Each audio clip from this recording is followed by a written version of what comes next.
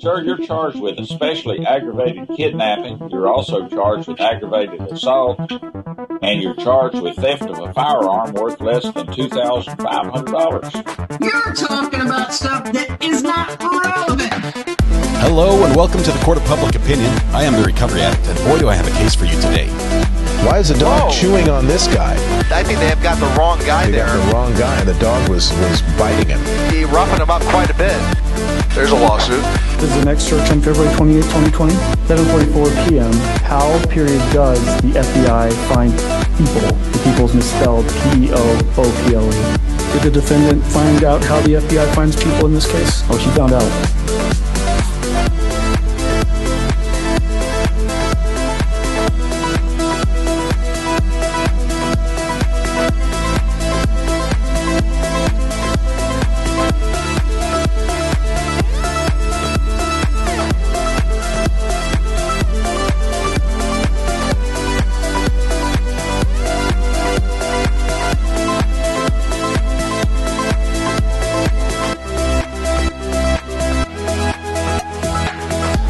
Alrighty. It's enough music. Let's get to the action already, shall we?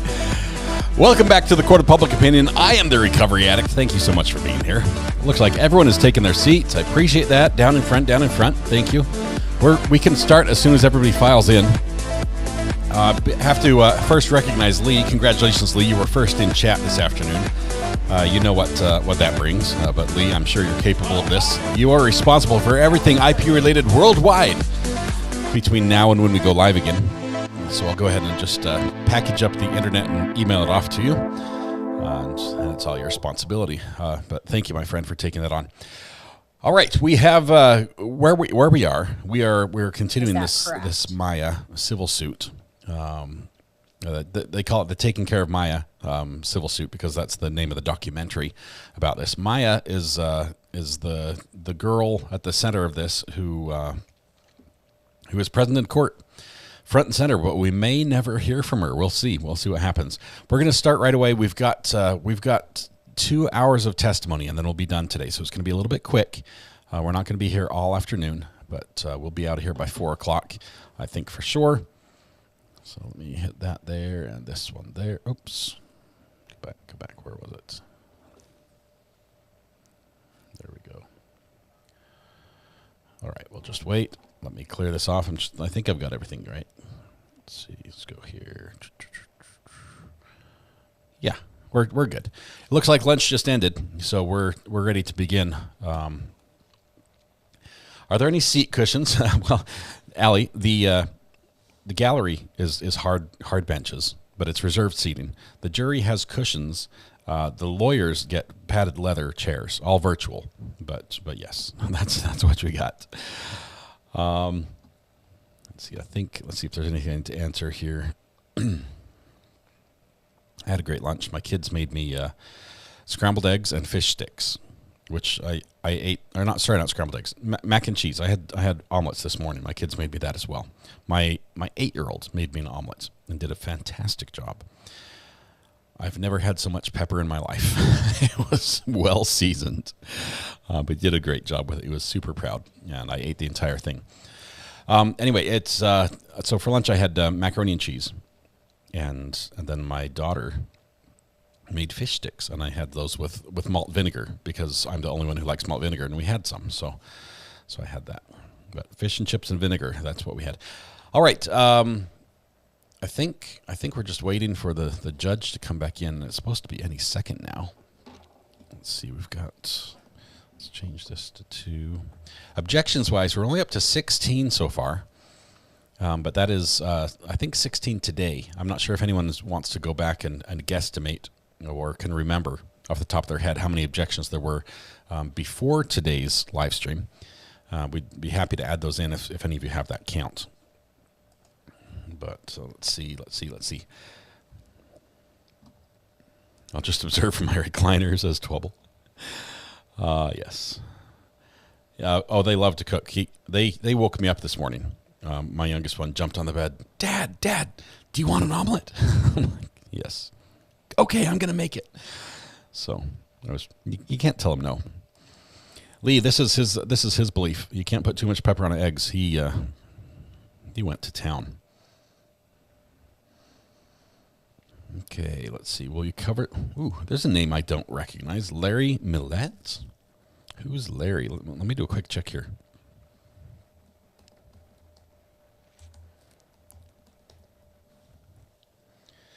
Larry Millett. Oh, it's got another Maya.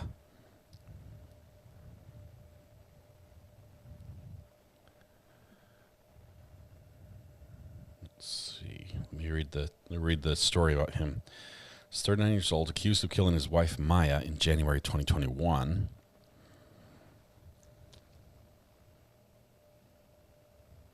This is out of California. That might be difficult. California is notoriously hard to get video from.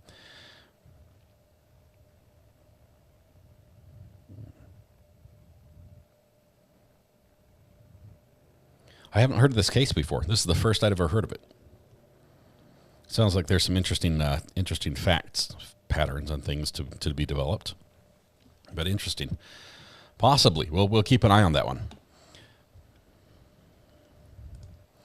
Oh, look at this. Portland Trailblazers TV says, happy to be here. I'll be here still since you did our first trial. Yes, you've been long time. Good to have you here. I'm going to jump ahead just a tiny bit.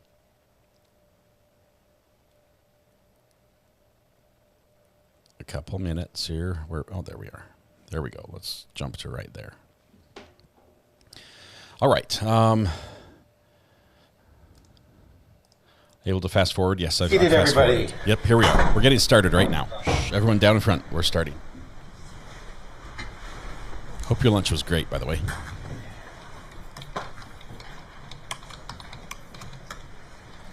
Judge is just logging into his computers. Do you guys recognize those keystrokes? 'Cause that's his password.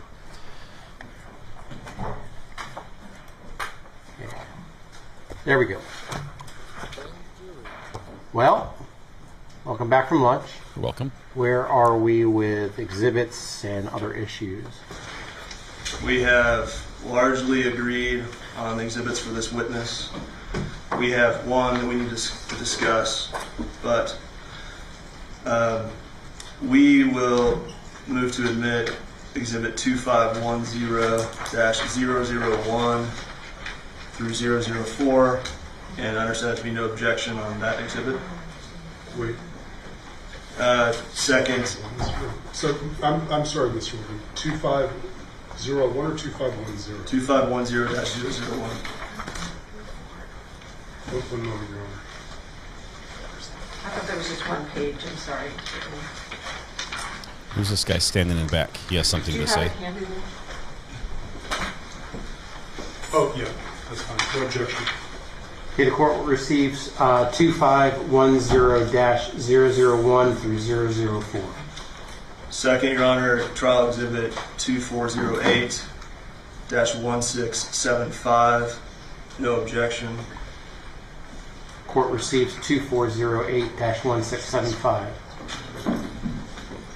We will use joint exhibit 1001-2019, but that's a joint exhibit. It's just notice.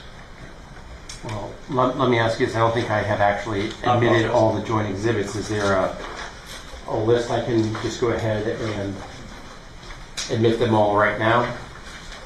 Admit all joint exhibits? Isn't that what we need to do?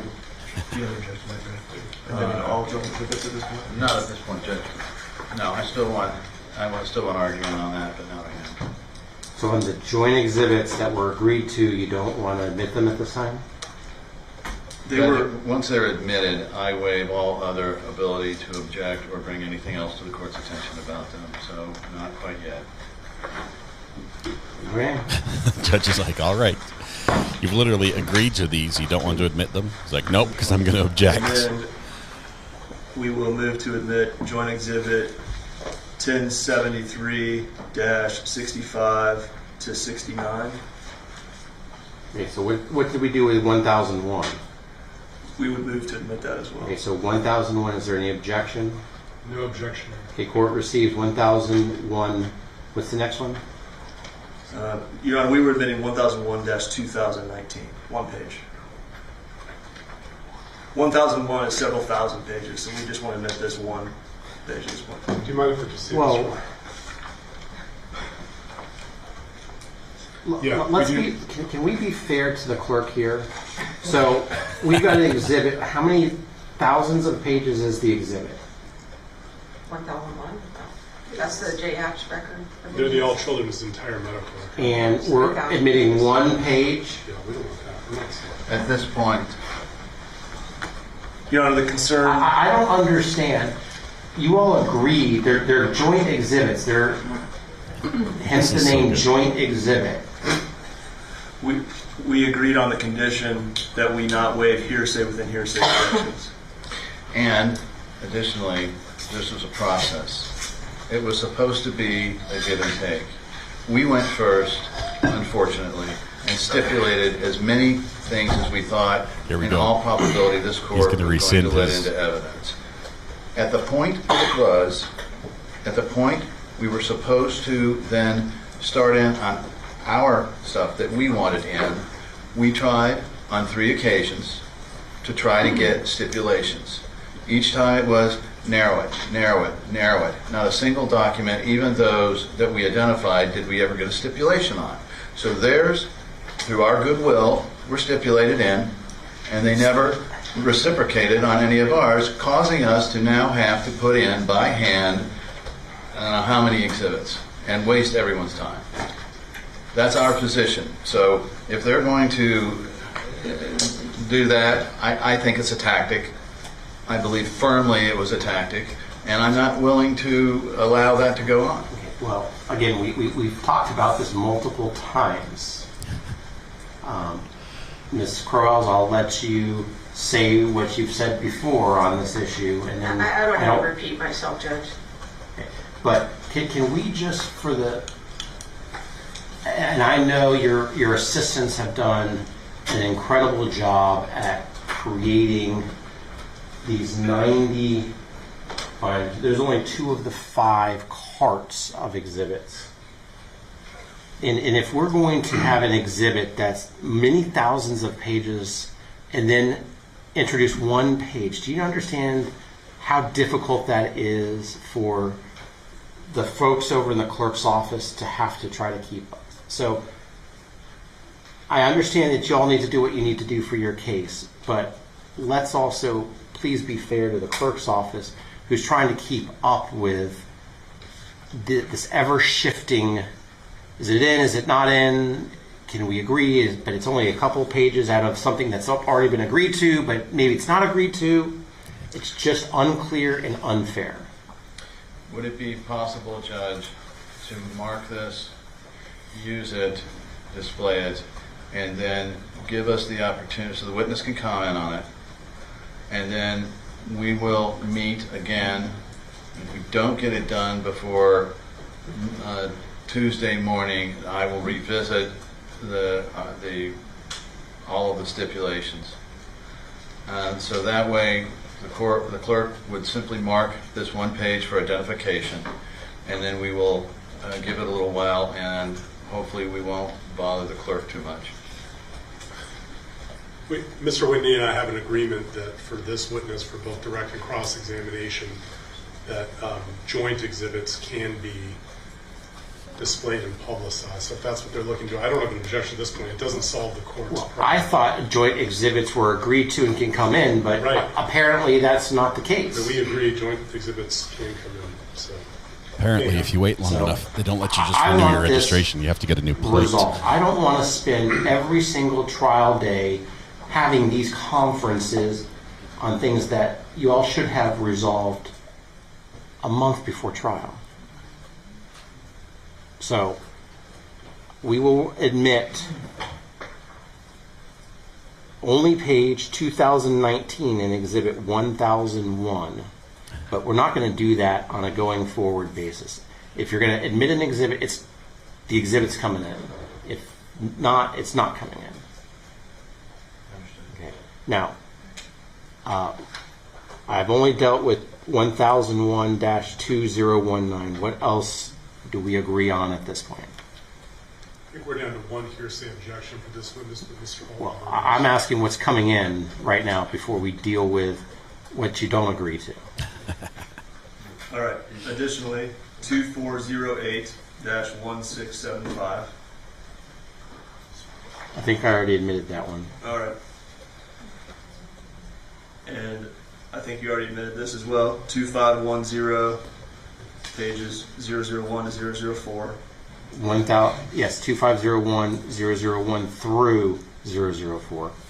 Yes, Your Honor. And Joint Exhibit 1073, pages 65 to 69. No objection. Again, it's a larger exhibit that we're putting in as an excerpt from. We're fine with that entire exhibit, 1073. Okay, I'm going to receive the entirety of 1073 at this point. And then the last from They're like, that's our good. side, That's good. there is an objection to this exhibit, which is 2408-0082. 2408-0082. It's an email, Your Honor, from our next witness. They don't like this one. You should be able to put it up at this point.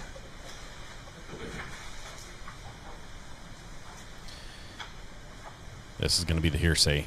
Can't see a thing. Looks like Microsoft Outlook format. Something's redacted. We made a little configuration change. Someone was messing with this panel up here, I can tell.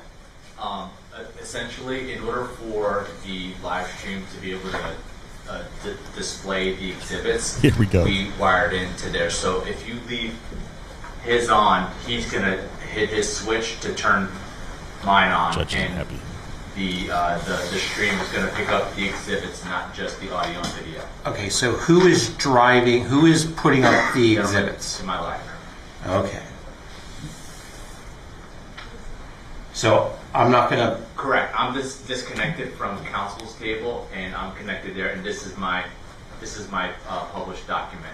Okay, so we're still using you or driving it, but it's going to come off of a feed. Correct. From a I different have a table. line here, and he's just going to switch to a different channel, and I'm still The dude with the Alienware laptop Okay, is thank running you. everything. Okay, so I'm looking at 2408- something. 0082, Your Honor. 0082. Your Honor, we understand. Do you want a moment to review before I... Okay, so this is from somebody from the school board to Ms. Kowalski. To Ms. Kowalski, yes, Your Honor. We understand the objection to be hearsay. We point out first that We're going to count that objection.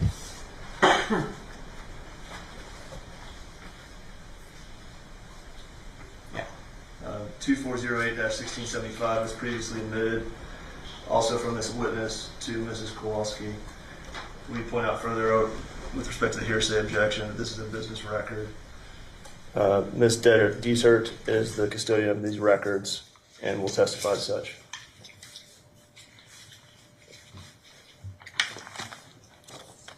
A business record to the parent? It's hearsay.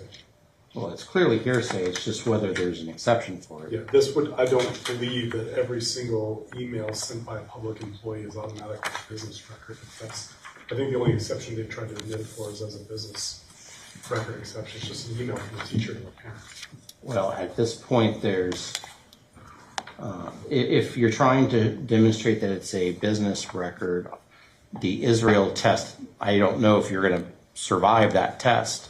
So, I mean, you can try, but unless and until you're able to do that, it's hearsay without an exception. Understood. I mean, if you can prove it up, the Israel test, then you can get it in, but if not, it won't come in.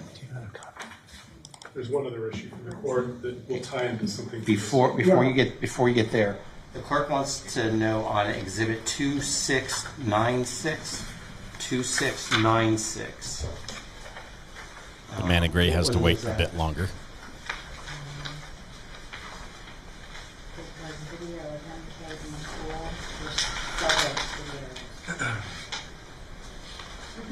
Is the 2696 the one that we watched in front of the jury, or is that a different video? This is right after the lunch break. This is the end of Friday's activities, the last thing that's happened in court.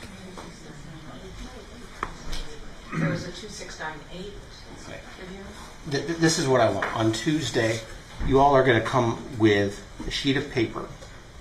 Any exhibit that is agreed to, I want it in a section. Any exhibit number that is not agreed to, that you want to use, is going to be in a separate section. The clerk's going to get a copy and I'm going to get a copy, so that I can follow along and we don't have all of these issues. So 2696. What specifically is that?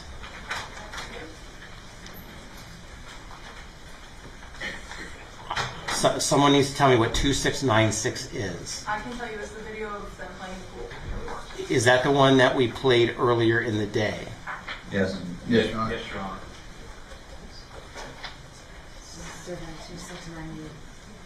So the Israel test is going to be related We to thought that was 2698. case So law for someone put up hearsay ruling. 2696. This is 2696, Your Honor. This was not. This is a different. 2696 was not shown to. That's correct. 2698 is the one that was shown to the jury. Okay. So 2696 is not in at this time. That's correct. Correct. Any, Madam Clerk, anything else? Okay, Mr. Altenberg. I'll be very brief, Your Honor. At least twice this morning we've had witnesses already talking about the hospital taking custody or taking Maya. And as you know, I've told you I will be requesting special instructions on this. I don't want to resolve this now. I'm going to give you a 3-paragraph suggested special instruction that I've given to the other side as well. Realistically, I think the first 2 paragraphs are the most important to explain who took her into custody. My preference would be to try to resolve this and give this before the jury is released today, but you need to get going, so we shouldn't talk about it now. So the plaintiff has seen this? Yes. And Plaintiff, is this what do you going to be a think? Mr. Elegant issue, or is this Mr. Yes, Your Whitney? Honor. We were only presented it 3 minutes before you, Your Honor, came in. And of course, we strenuously object to this. Witness states the law, the evidence, and there's no place in the middle of the trial. And certainly there will be a discussion at the end, but for now. Well, I'm going to be inclined to give something relatively soon. Whether it's today, it's probably not going to be today. It might be on Tuesday. But we need to understand what is being tried. The jury needs to understand what's being tried and what is not being tried. Yes, Judge. We have arguments, though. You can have an argument, but what I'm saying is most likely I'm going to be giving something, so perhaps you could ask Mr. Elegant to work with Mr. Altenburn over the weekend on that particular issue, so that on Tuesday morning we can either have an agreement knowing that I'm going to give something, or I'll have to make a ruling and each side can give me their version and I can read the one I go with. Thank you, Your Honor. I do have one last issue, Your Honor, before the witness testifies, just so we don't have to excuse the jury. The one medical record that was attempted to be admitted in is a social work note involving this next witness, Jackie Detert. Wait a second, the one page of the thousands of pages that is in? Correct, Your Honor. I'm happy to put on the screen. Yeah, can someone put it on the screen so I can... It's 2019, it's 1001, 2019. And if you'll zoom in, and this is my concern, and it goes with what Mr. Altenburn just said. If you note in this note, it says, social worker escorted up to Jackie Detert from Sarasota, homebound teachers well known to Maya. She and Diane and another teacher will be working with the patient until she's placed. Nurse asked that laptop not be left with the patient for fear of outside contacts.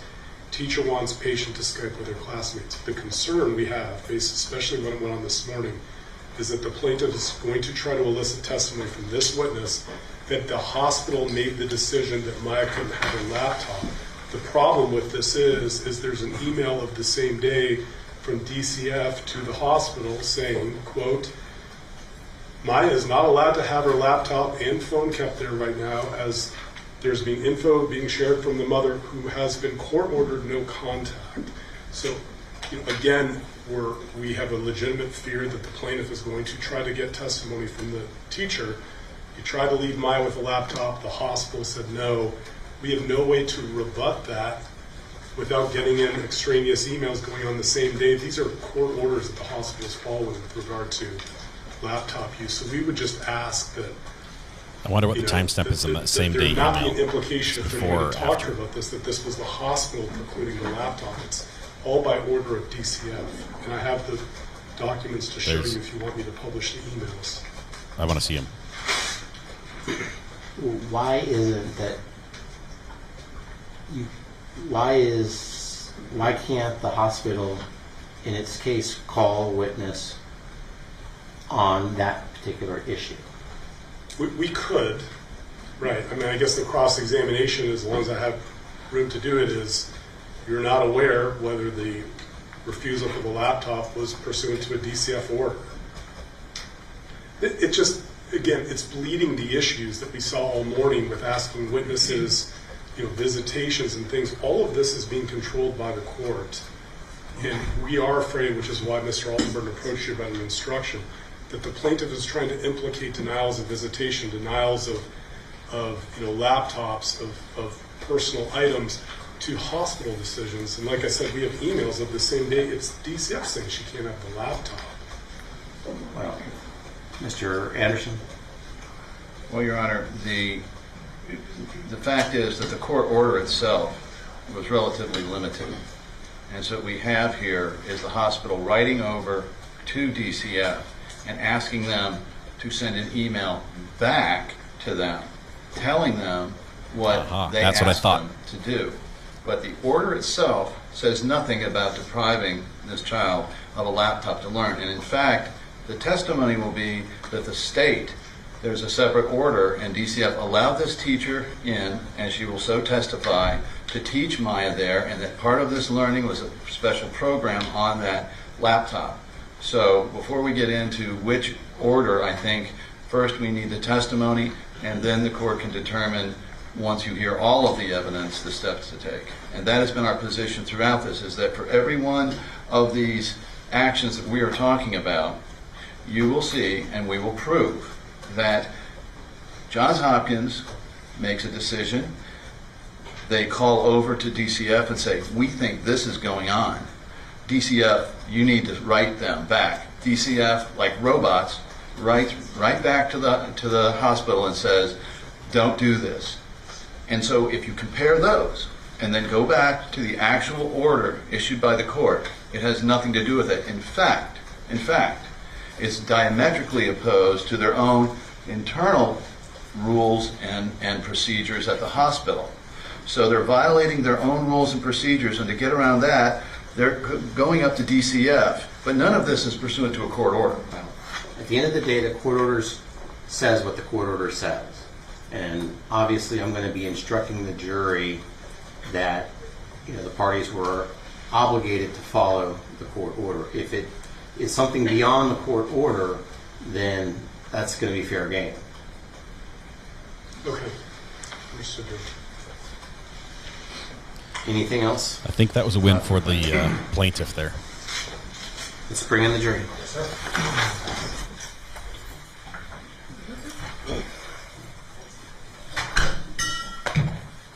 Donna, you're right. Defense is trying to separate blame. Plaintiff's trying to tie it all together.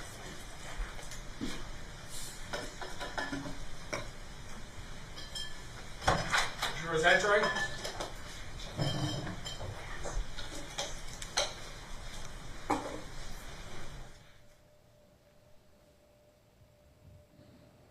And I guess we don't get to hear them enter. They might be noisy. We'll never know.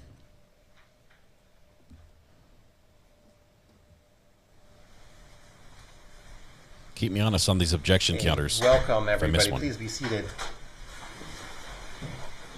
Did you all have a good lunch? I did. I want to confirm, while you were away, you did not discuss this case amongst yourselves, you did no investigation, and you received no information. Is that all correct? Correct. Plaintiffs, your next witness, please. Plaintiff's call, Ms. Jackie. Heard Jackie something. I'm not sure who. That was some good lawyering. I'm loving the lawyering in this. I'm all about the lawyering.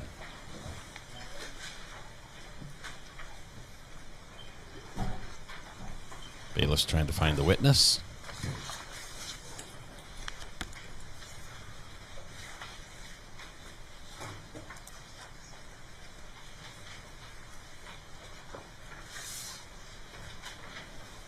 Mission accomplished. Here she is.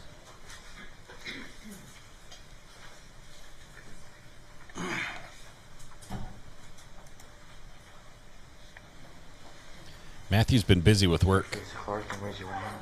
You solemnly swear or affirm testimony you're about to give will be the truth, the whole truth, nothing but the truth.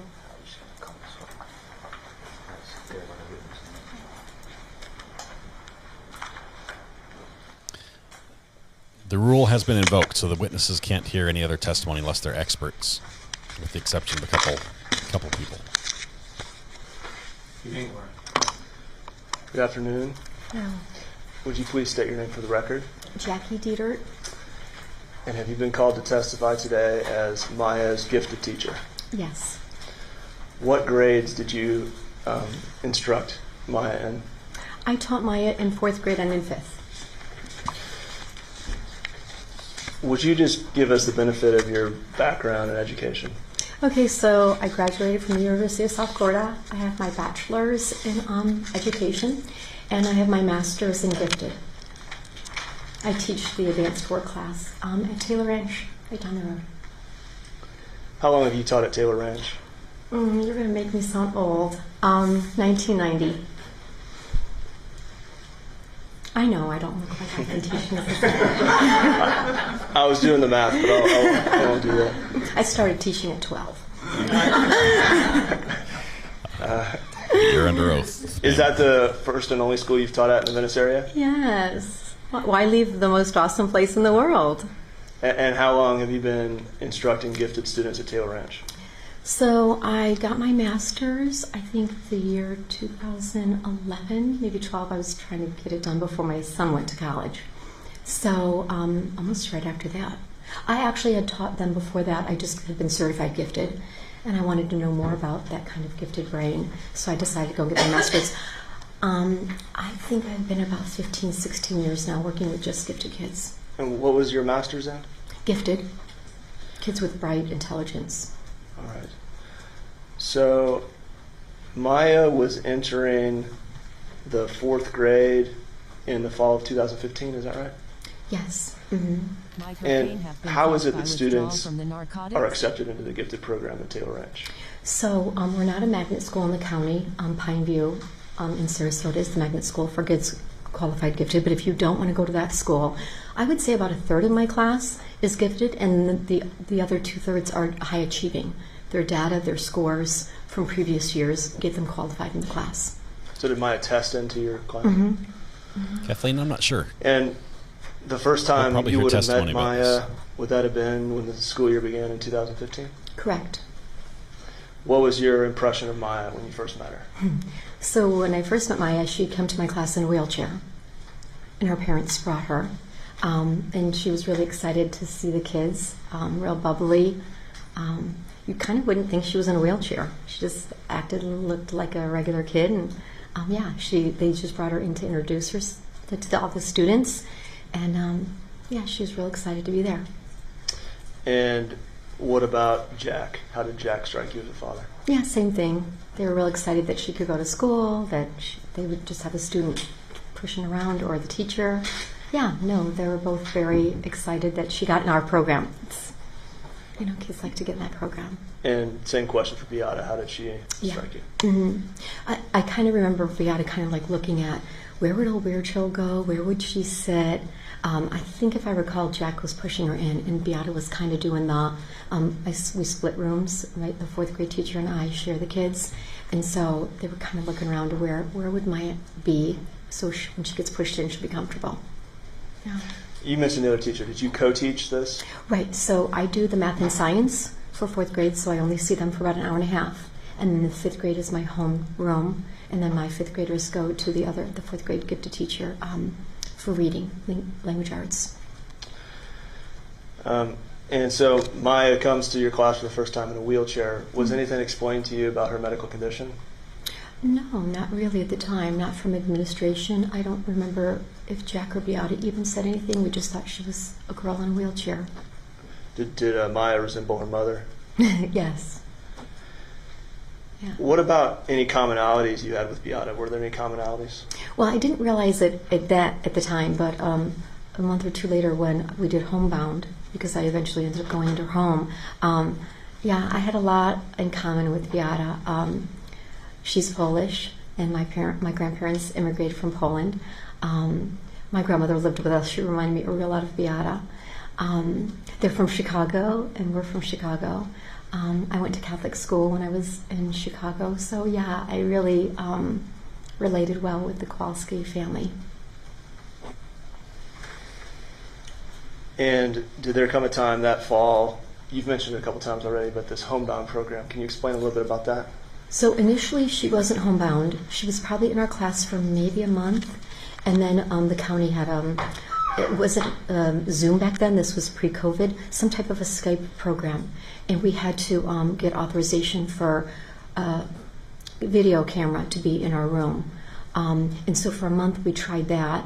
Then it was hard because sometimes she would have physical therapy and stuff, or when we were teaching math or science or reading, she'd have something else going on, or if she didn't feel good. So after a month of that, then the county decided to do Homebound, where we would go to her house and tutor her 3 to 4 hours a week, 2 hours in reading, language arts, 2 hours in math and science. And Mrs. Shepler and I split that, going to her home once a week after school and teaching her there.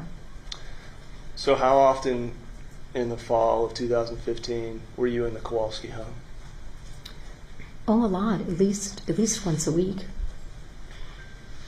At least.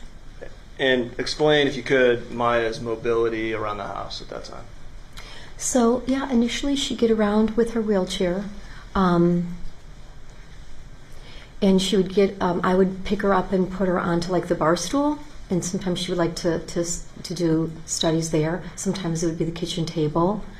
Sometimes she'd like to be on the ground. I think just to stretch out her legs. But then after a while, she was always in her room. So I don't know how long I'd been there. I'm trying to think of like what the time frame was, maybe October, November. And then most of the time when I went there, went down the hall and turned to the left, she was in her room, laying in her bed, and I would tutor her in her bed. In this October, November 2015 period, was she in pain? Did you observe her to be in pain? Progressively, yes. Initially, I don't think so. But very quickly, progressively, a lot of pain. It got to a point where I was only seeing her in her bedroom, and sometimes she would like moan, like kind of hum. So I would kind of know when to take a break. And when I would say, do you want to get your drink? You want to get you something to eat? And sometimes we would take a break, and at some point we would just end the tutoring session. And physically, I understand the moaning. How did she appear physically at this time? At the end? Yeah, early November 2015. So in the beginning, it feels so crazy to describe this, but like waist up, just great. And she was a real bubbly girl, a real girly girl. And, always had her nails done, liked to brush her hair. Always wanted, just really little girly girl. And then as she was getting sicker, especially when she was in her bed, like her eyes looked sunken in. They looked really gray. She kind of looked a little gray. Her legs were going in. She looked like a kid that wasn't going to make it. This is, again, fall 2015, before the trip to Mexico. How was Jack when you were in the home tutoring Maya? So Jack was the at-home dad, and he was just kind of like that person that hid any nervousness behind it. You'd never know. Jack was always positive. He was always making sure Kyle was taken care of and doing something, fishing or something.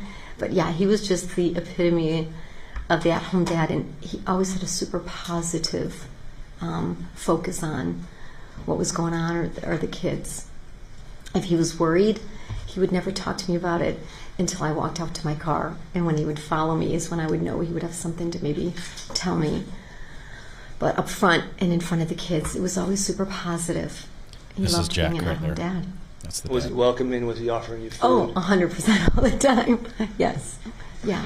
What about Beata? Was she present during this time? So some of the time she wasn't. I would typically try to get there at 4, sometimes a little later. It always depended on Maya's schedule and what was going on. And sometimes Beata would get home. I don't really remember her schedule, so sometimes I'd catch her at the end. If I recall her norm, she'd come in with a few groceries or a little bit of stuff to put in the fridge, and she would basically initially talk about how things were going with the kids. Kyle, do you have your homework done? Maya, how are you doing? She would try to not interrupt us, tutoring, but you never really hear her talk about work. I never really knew how her job was. She never came home in a negative attitude about her job, and it was usually, how are the kids doing? I think because I was there, she would touch in with Kyle. Kyle, how you doing? Do you have any homework? What are you doing? And then come over and see how Maya's doing. Try to touch base with me because I talked to Jack a lot about how she was doing academically, just because I was there with him the most. And she'd always try to get how is she doing compared to the other kids? What's going on? She would always do a touch base. Very, she's a Polish girl, so she was a little bit more matter of fact. Just that demeanor she always had. And over the course of the fall, did you, as you saw Maya with her eyes sunken in, did you become aware that they were going to take her to Mexico for this ketamine treatment? At sometime around that path, Maya and Beata had told us about this blog from a girl called Jessica's Journey. And so I shared it with the parents in my classroom. And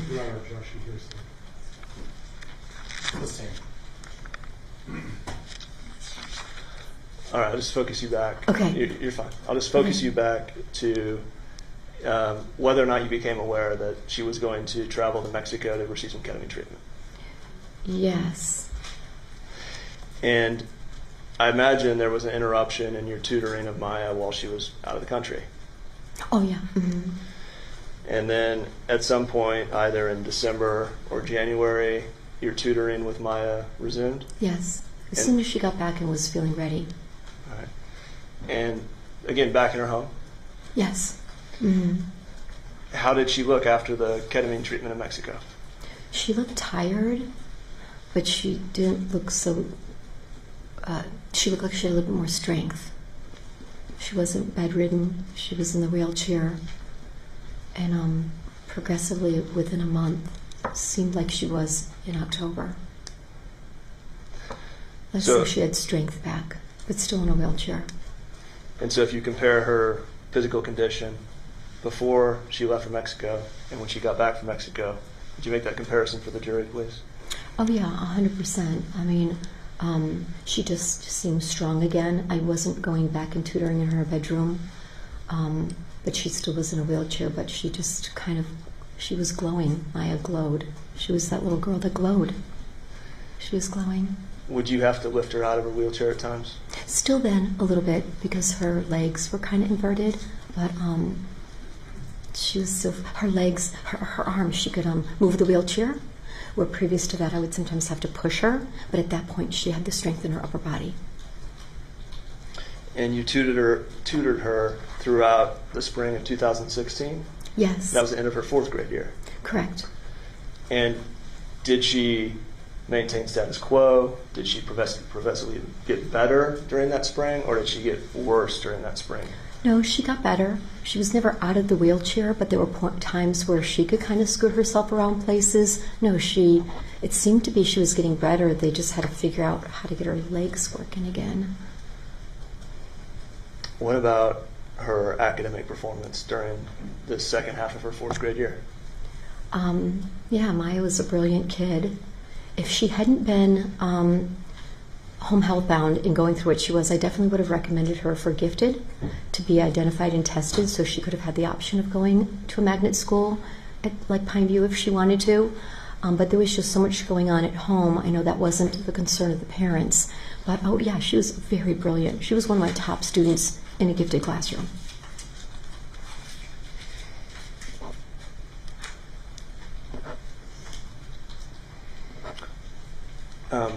Did the homebound program provide schooling over the summer of 2016?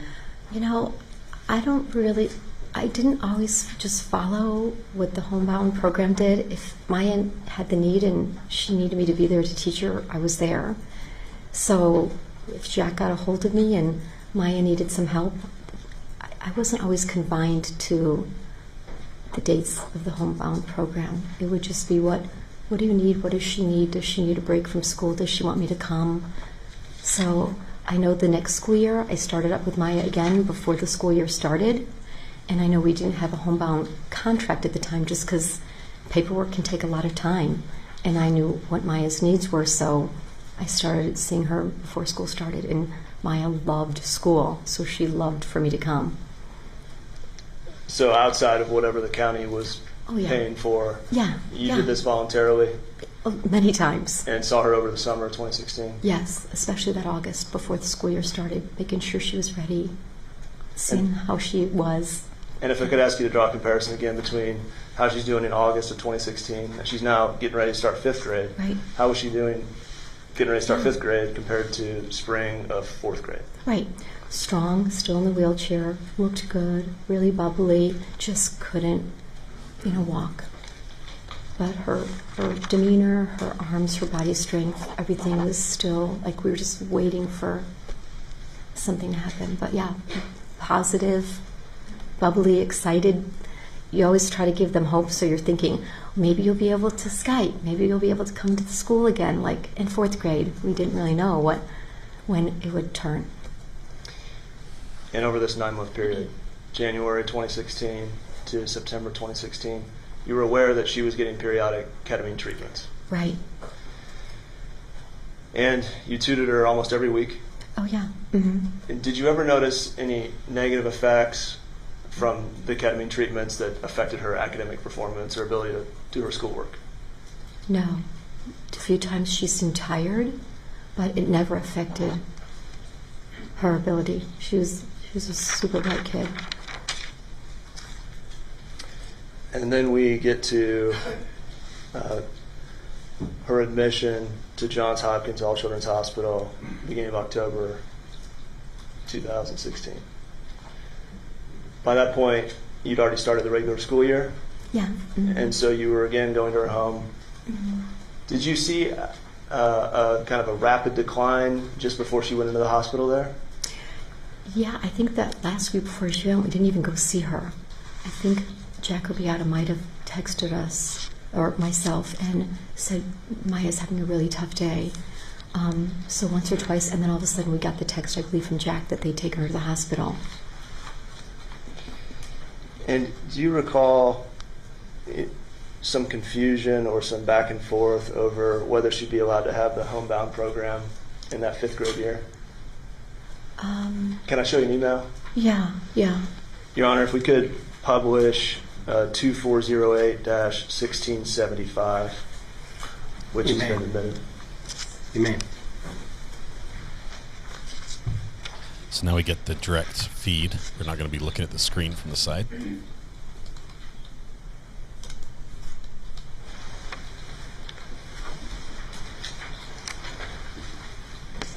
Take a moment, if you wouldn't mind, just read it to yourself.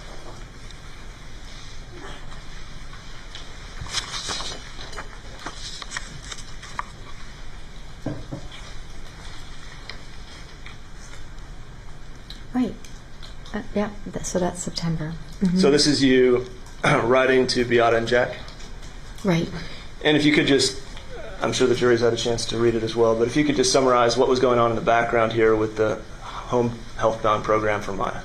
So just, the school year started, maybe we would have been in about 3 weeks according to that date, and the official paperwork had come that that they would allow Maya to be home health-bound. But I'd already seen her previous to that, so this was just kind of making it official of would Monday and Thursdays work, and Mrs. Scheffler and I would be rotating back and forth. But I do remember, I'm just recalling this, that at one point Jack said, even if the school system doesn't approve it, I'll just pay you. And sorry, he didn't need to do that. So Jack offered to pay you? Yeah. All right, we can take that down. Did you have any contact with any of Maya's physicians during this 2016 period before Johns Hopkins? No, I'd only known that her primary care physician was Dr. Wassenaar, a really well-known pediatrician in Venice. Being a teacher since 1990, you know of a lot of pediatricians. I have 4 children myself, so I was keenly aware of great pediatricians in town. And parents will talk to you about them, so I knew that she was in good care. I knew that he had sent her, or they had found a specialist, and so I knew that they were seeing a specialist, but I hadn't had contact with either of those, primary care or specialist. But you knew of her pediatrician? Oh yeah, everybody knew of Dr. Wassenaar. And so you mentioned a few minutes ago that Mr. Kowalski texted you and said that she'd been admitted to Johns Hopkins. Right. And then at some point after that, did you learn that she wasn't coming home in the near future? No, I think it took me a while to figure that out. When I first started going up there, I didn't know that she wouldn't be coming home for a while. I felt like I was going up there a few weeks, and I just thought she'd be released any day. I think it probably took a month before any word had gotten to me, if I recall, that the hospital had kind of taken over her care. I was just going up there as like her teacher and continuing to do home health bound. Did you come to learn what the allegations were against Beata? Yes, I believe Jack might have texted me and said what had happened. Mr. Wickles, I don't understand what you're saying, Mr. Anderson. I'm sorry. I was trying to get the volume turned up a little bit, Judge. I was having time. The volume is at the highest level it can get. I'm sorry. I have a very soft voice. I'll get closer. Sorry. Sorry, I didn't understand those hand signals. Trying not to interrupt. Secret language. I'd like to show the witness Joint Exhibit 1073-65. You may. Thank you. Do you recognize this? Yes, so that's an IEP. It's an individual education plan. I do a lot of these every year for gifted kids. Hers was unique. It was really the start of Sarasota County allowing a camera to be put in the schools. Of course, this was pre-COVID, so there was a lot of scare about allowing that to be happening in a classroom, a camera to be in the classroom videotaping, and a student to be Skyping with us. So it took a long time for our IT person to get this allowed.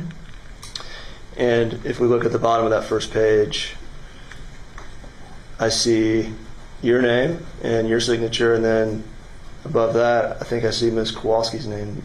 You see that? Yes. Mm-hmm. So she was involved in this process? Oh, yes. Mm-hmm. And was she supportive or unsupportive of her daughter receiving some schooling? Oh, my goodness. Yeah, the more she could get, the better. I think they were a little sad that they only got allocated 3 hours a week. She wanted more? Yeah. Mm-hmm. And if you'll take us to page 69, please. And the bottom there, the meeting minutes. Runkle's another YouTuber. It says Taylor Ranch will allow supplemental instruction, such as Skyping into the classroom for reading and math instruction. Correct. What was the plan there for Skyping? So this was this the beginning of her 5th grade year? Yes. And so we were going to try to do it, so we were like allocated 4 hours a week, but we really needed like 4 hours a day because I teach math and science 2 hours every day, and Mrs. Shepler teaches reading language arts an hour and a half. So she would start in the morning, and she would start with Maya, and Maya would be in my classroom, and then my students would move into Mrs. Shepler's at 9:30. We have the same schedule now, and they would do reading language arts for an hour. But I do recall most of the time Maya couldn't make it back in the afternoon for my science instruction because she was tired or she had doctor's appointments. So she would basically be online with us from like 8:30 to 11:30 every morning. And then our kids would go to lunch. And then by the afternoon, most of the time she wouldn't make it back. So I am reading that it says 4 hours weekly, but we try to do it every day. But the school district was willing to support remote education. Yeah, for it was the Maya. first time ever. It was groundbreaking. And you were more than willing to do it. Yeah, it was exciting. The kids would love to see her computer stroll in, and they could see her face. And so after she was at Johns Hopkins Children's Hospital in October, you mentioned you started being allowed to see her. Right. How was she doing in the first couple weeks? Yeah, she was, well, she was happy to see me, that's for sure, just because it was a familiar face. I didn't think she would be there long because it didn't seem like she had been as bad as I'd seen her at her house.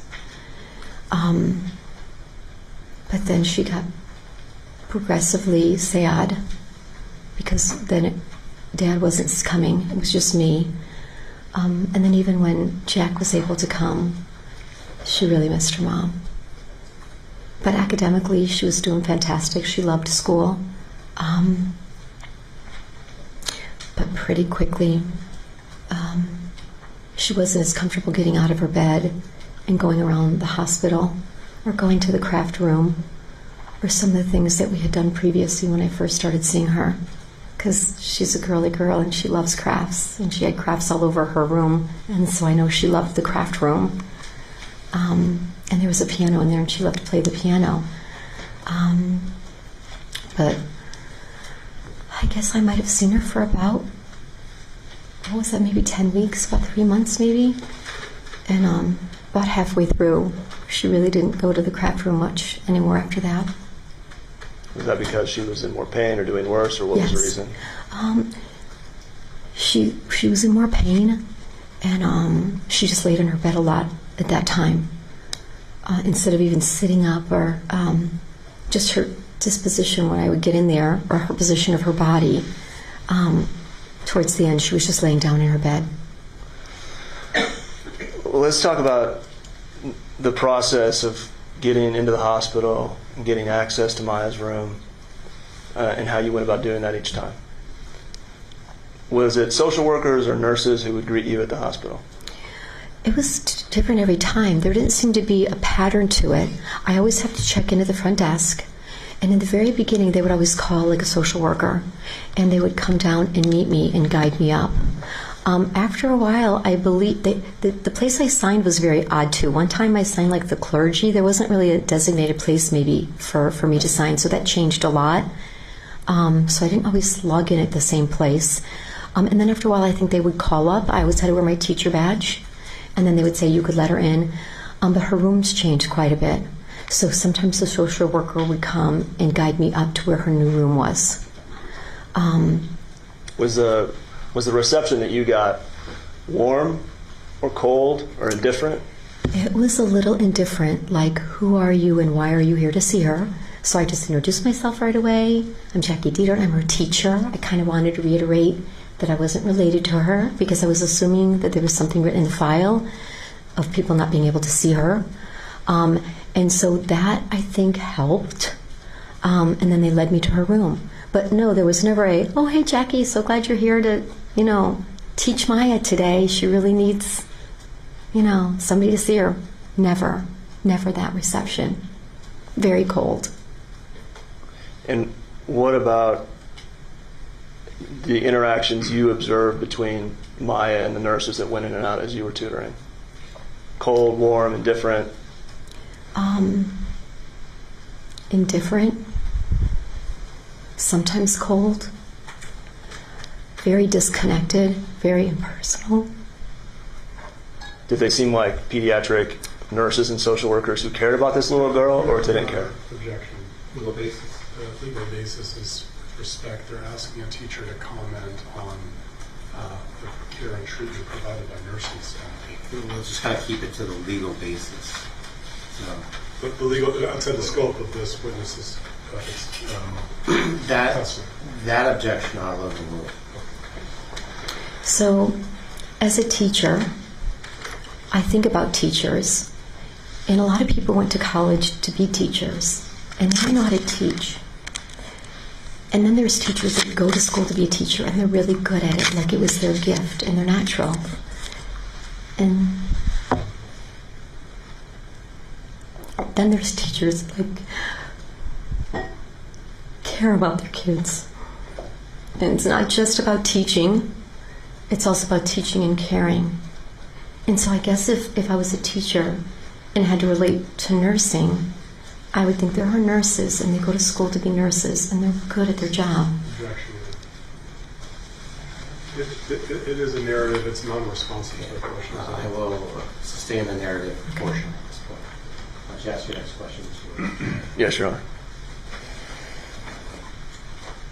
Are there any particular interactions with a nurse or a nutritionist or a social worker that you recall? So a few times I had interaction with a nutritionist who came in at the time that Maya was having to order her meal for the next time. And it was obvious at this point they were getting very frustrated in Maya because she kept ordering the same type of food. And even at one time, I looked at the menu and kind of went through the menu options with Maya to try to choose some other things. She liked the spaghetti noodles, but she didn't like sauce on it. She liked the jello or the pudding. She always had to have some type of dessert. And sometimes I don't remember the third thing or the vegetable, but it was one thing and it was like she ordered that same meal a lot. One time a nutritionist was very abrupt and quite not kind and said, Maya, you need to eat healthier, you need to eat, a more well-rounded dinner. And that, I believe, was the time that then I went through the menu with Maya and was trying to tell her, let's try to pick some things. I really initially thought, well, she's eating a lot of carbs, she needs some weight, so it's probably good she's loading up on pasta. Not that I'm a nutritionist. And then she turned to me and got a little teary-eyed and said, I really miss my mom's cooking. Nurses came in all the time, took vitals, didn't say hello, didn't introduce themselves to me, didn't want to know who I was, took the vitals and left. Again, it's not responsive to the question. Sustained. Let's try to just answer the question that's asked. He just asked what my interaction. You're right. Okay. You mentioned a few minutes ago, early on in her stay, her room was filled with crafts. Mm-hmm. What about her doorway, outside her door? No, I don't ever remember her doorway. A few times I don't think there was a name on her door because we would go into... I recall 3 different rooms. I could be wrong. And I remember one time I went into one, I think it was the last room I remember, and there wasn't a name on it, and I thought we were going into the wrong room. So no, there was nothing that said, oh, this is Maya's room. Other than you, who else do you know of that was allowed to visit during this first 4 or 5 weeks at the hospital? Objection, Your Honor. Calls for speculation.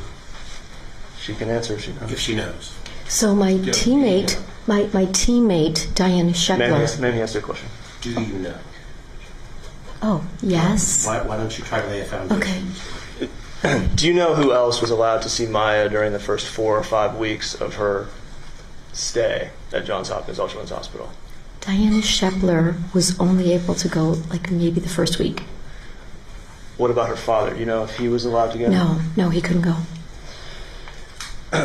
So,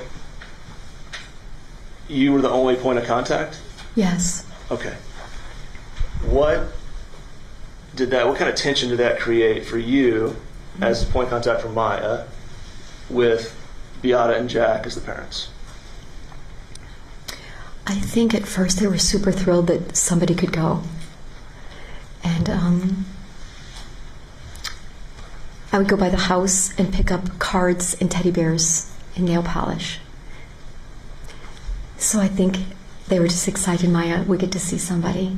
And Maya was super excited when I'd walk in initially.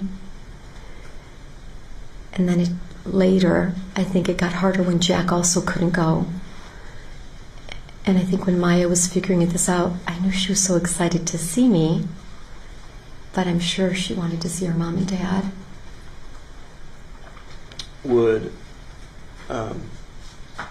Were Jack and Beata hungry for information about their daughter? Yes, very hungry. So basically when I would leave, because it was about an hour and 20-minute drive, I would call and I would just kind of give an update. And I was always trying to be super positive just because this is what parents need to hear. And I thought Maya would be home any day now. So almost every day I left, on my drive home, I would call and just give them an update of fingernail polish, teddy bears. Once or twice Maya liked to do selfies, so she took selfies of us in the hospital room. And yeah, they were super hungry to hear how she was doing. How did Beata react to this information? She was relieved that I could tell her about Maya and that Maya seemed really happy, or I painted her nails. It just felt like relief, like she had kind of been connected to Maya. Just by me being there and me talking about Maya and what our day was like that time, it really seemed like relief. And I'm sure with Jack, the same. I don't know if they had me, I think they had me on the speakerphone a few times, and a few times I think I was just talking to Beata. And then I don't recall how much longer than Jack could finally go. So then the phone calls were almost just with Beata, because she could hear from Jack how Maya was doing. And over the 3 months that Maya was there, did you continue to provide updates to Beata, or did that become difficult? Yeah, it became too difficult. Can you explain a little bit to the jury? Maya was just really desperate to see her. And I just think when I would talk about school and what we did, or if I took her to the craft room, or there was a fall festival one Saturday when I went up there. And I think I kind of knew Jack was seeing her, so Jack was able to give her the head, because she was really sad, she'd cry, she was desperate when I would then call and talk about me taking Maya to the fall festival. It was too much, and she so desperately wanted to be the one to see Maya that I bet I probably called her for the first 6 weeks, but I think the last month it just became too hard for me too, and we would do little summaries. I would give Maya a little summary of what she was doing for homework each week and what we were working on, and I would forward, I think, those to Beata, but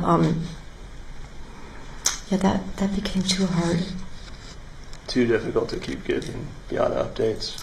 Yes, because I was the one seeing her instead of her mom. Let me show you what's been admitted as Exhibit 1001-2019. If we could publish that, Your Honor. Yeah.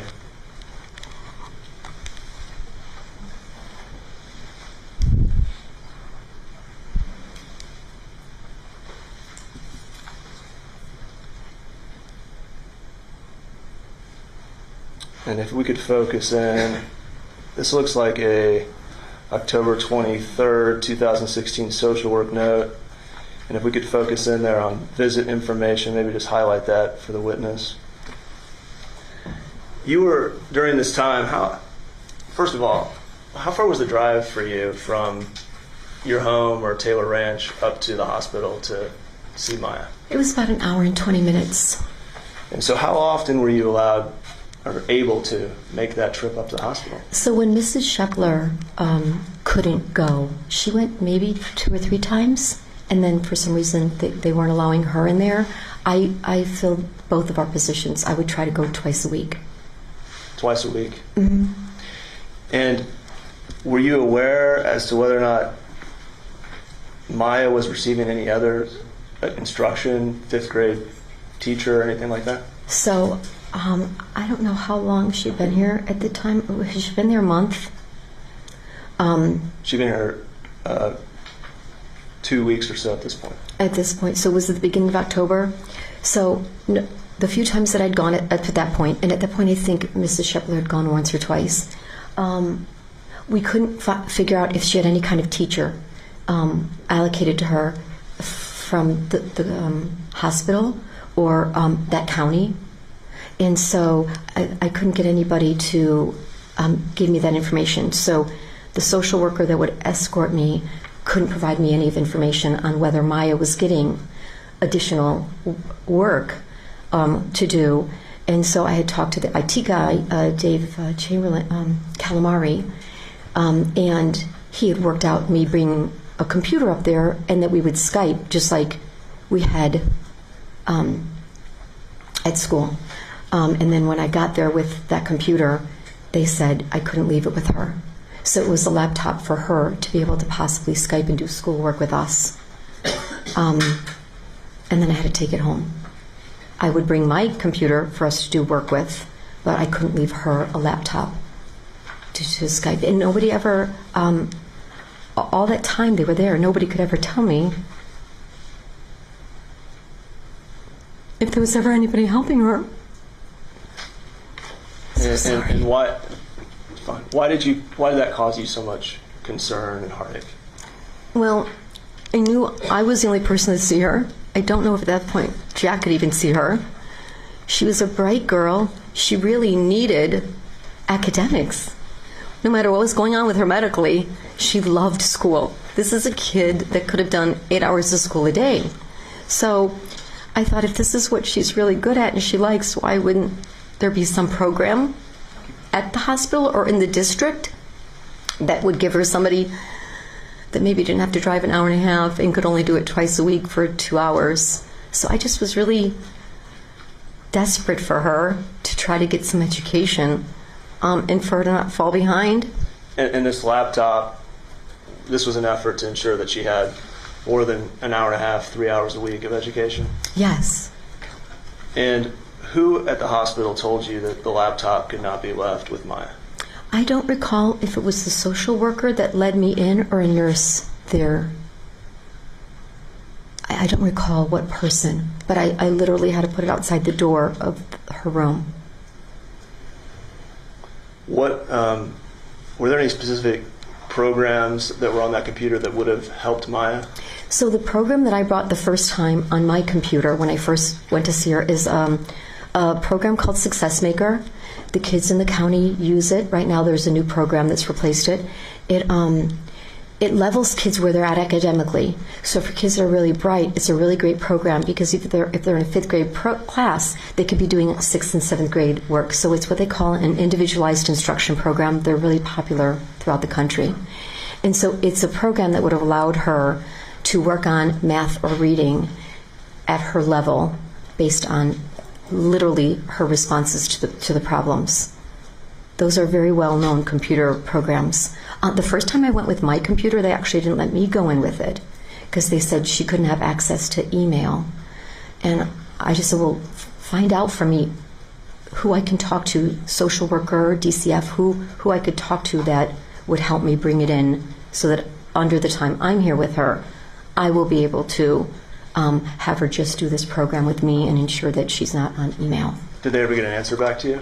No, just the next time I went, I brought my computer.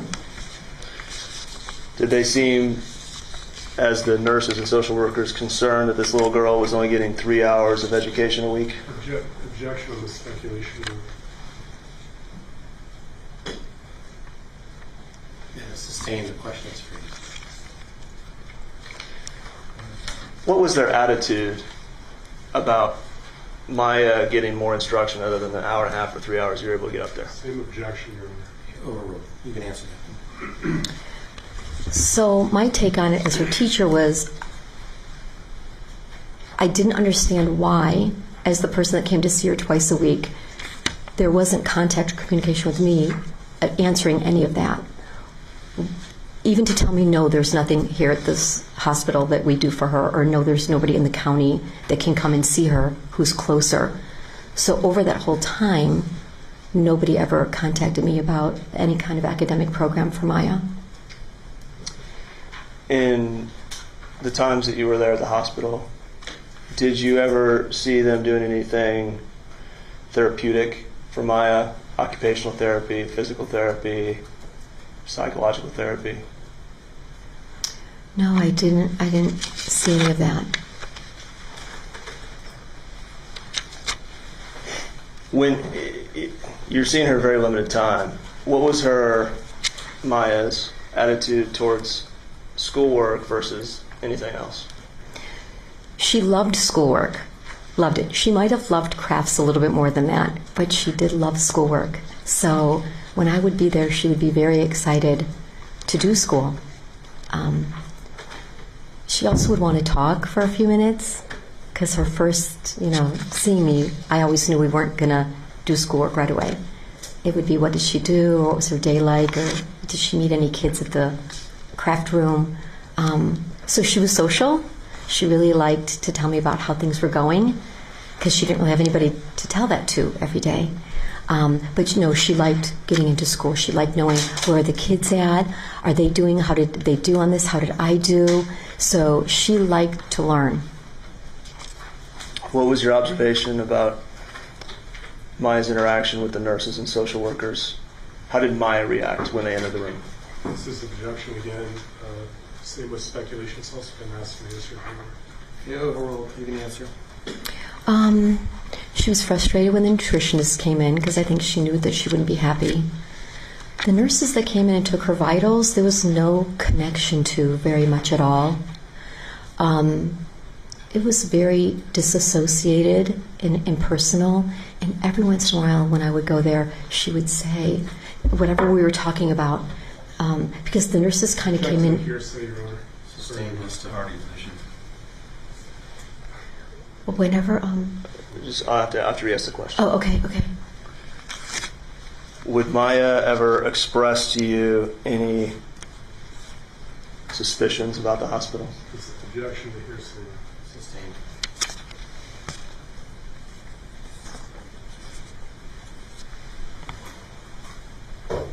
Do you recall any spontaneous statements that Maya made to you about hospital's treatment of her? Same objection. Sustained. They can't ask what Maya said. They can call Maya on the stand and she can say this, but they can't elicit those responses. That's hearsay.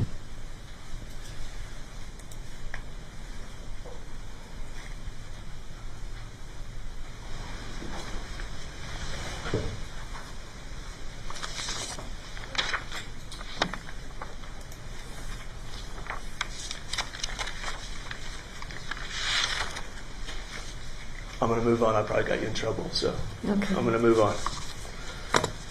I don't feel in trouble. Okay, good. What about, did Maya appear to you to be in pain as it progressed from November to December? She would verbalize that she was in pain. She would tell me. She would initially say it, and then we'd get to our business talking, or sometimes she had me paint her fingernails or braid her hair. And then we would do school, and she would kind of just be quiet the whole time, and randomly a nurse would come in and she'd tell them, I'm in pain. Where sometimes when she would tell me that, I would say, when the nurse comes in, tell them that, because I can't do anything about it. Or I would just try to comfort her verbally. And when you observed her telling the nurses this, was their reaction one of concern or one of indifference? What was the reaction? Mostly indifference. How was she doing, other than the pain she was expressing, how was she doing physically as the time went on in the hospital? So as the time went on in the hospital, she looked like she did when I had seen her the year before. The progression was very similar, from outgoing and bubbly at the kitchen table, and she would sit up in bed, or we'd get in the wheelchair and go down the hall, to then she didn't want to get out of the bed. Her legs and feet had gone in again. And she would just lean back and was kind of surrounded by pillows. So I definitely saw her following exactly what happened the previous year.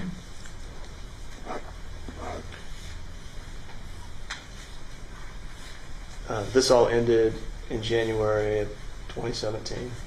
Right. At December of 2016, do you have any contact with Beata about how Maya was doing? I don't recall that I ever could tell her, Maya looks awful again, because I think that would have broken her heart. And I think because I knew Jack was able to relay what Maya looked like in bed, I figured he would be the one. that could have told her how Maya was doing. In this third month of her admission, how did you feel going to visit Maya as she was getting worse and you didn't feel comfortable telling Beata? So it was feeling kind of desperate at that time, because now I feared she wasn't getting out. This was going on too long and something more serious was going on. She was looking worse, like right before they went to Mexico. So I kind of had hope in a weird way.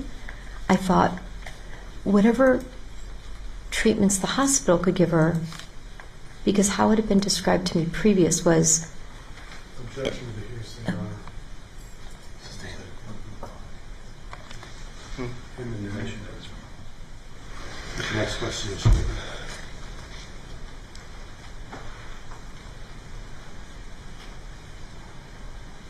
Let me just re-ask the question. Okay. How did you feel being in this position where you felt uncomfortable relaying what you were observing to Beata and seeing Maya deteriorate? Just, Judge, could you objection on the relevance? I'm going to overrule the relevance. She can answer that question.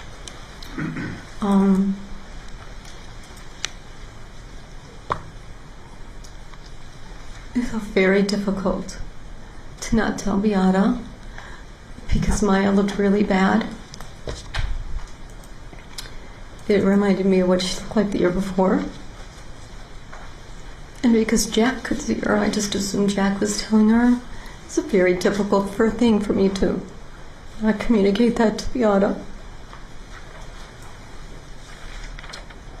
How did you learn what happened with Beata on January 8th, 2017? Jack texted me on my phone. Did you attend the funeral? Yes. There were a few celebrations of life. And then, when Maya came home, did you resume tutoring again? Yes.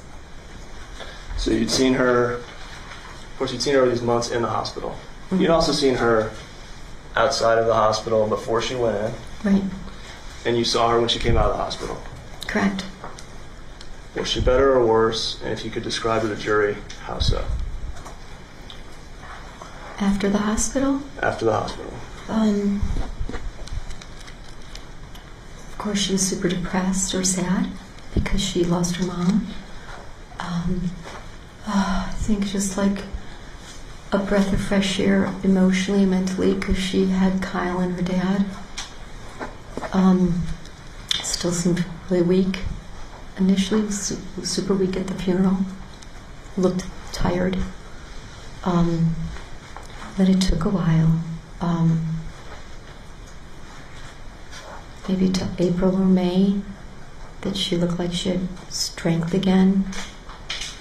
She attended the graduation at school, and I think by then she was doing the wheelchair again. That was always a good indicator for me if her upper body was strong.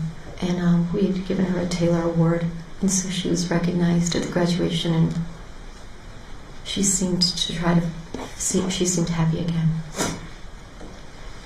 Were Beata's concerns that Maya wasn't going to make it in the hospital justified from your perspective? Your Honor, on speculation. Sustained. Were there times that you thought Maya wasn't going to make it in the hospital in late December, early January? Objection again calls for a medical opinion. Speculation. Overrule that. She looked like she did the year before, right before she went to Mexico. So she looked sunken in eyes, gray skin, she'd lost weight. She was definitely not getting better. And yes, if I had been a mom, I would have most definitely thought, this girl's not going to make it. And as you finished out her 5th grade year now, was she determined to get better? Maya was always determined to get better. She was a little feisty fighter. She was not going to let this break her, and she wasn't going to let a wheelchair limit her. She was always a fighter. So yeah, she was going to fight. Was she like her mom in that way? Yes. She was a lot like her mom in that way.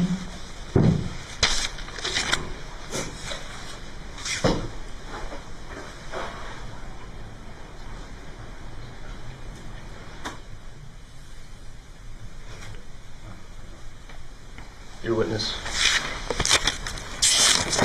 You sure?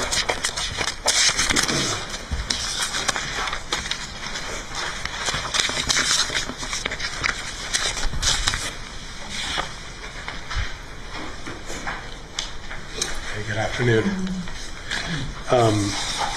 Let me, Clay, maybe if you can put up the exhibit 2516001. Is this in evidence? Yes, this is in evidence. And I'll publish this to the jury. It's already in evidence. At the start of the email, Ms. Detert, it says that the county has changed their stance to allow Maya to be home health bound this year. Do you remember the circumstances where the county first said Maya couldn't do homebound and then switched it? I do not, but I just know when the school year started, they weren't going to allow it. I don't know what determines why a student could be home health bound. So let me ask this. Were you aware of any psychiatric crisis that Maya suffered prior to this that led to a relapse? No, I was not aware of anything like that. Okay, so let me ask you about, and Clay, if you'll put up Joint Exhibit 107364.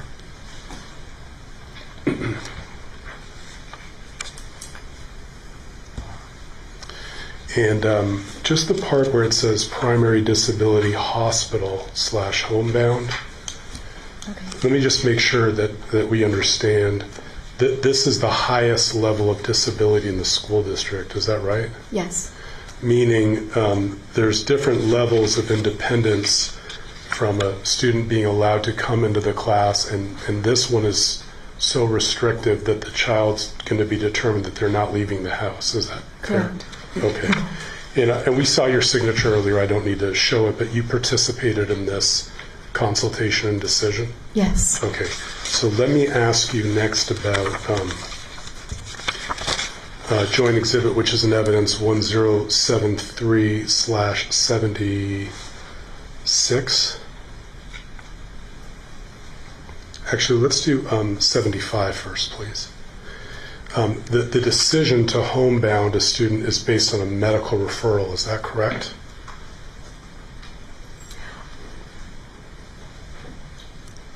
Yes, the homebound is. Okay. If you'll scroll a little lower, please. Some of the questions on this, for example, number 7, could the student attend school with accommodation and, thank you, it's blurry, but it says, could the student attend school with accommodations, example, second set of books at home or use of a wheelchair? On Maya's form, that was checked no by her doctor. Is that right?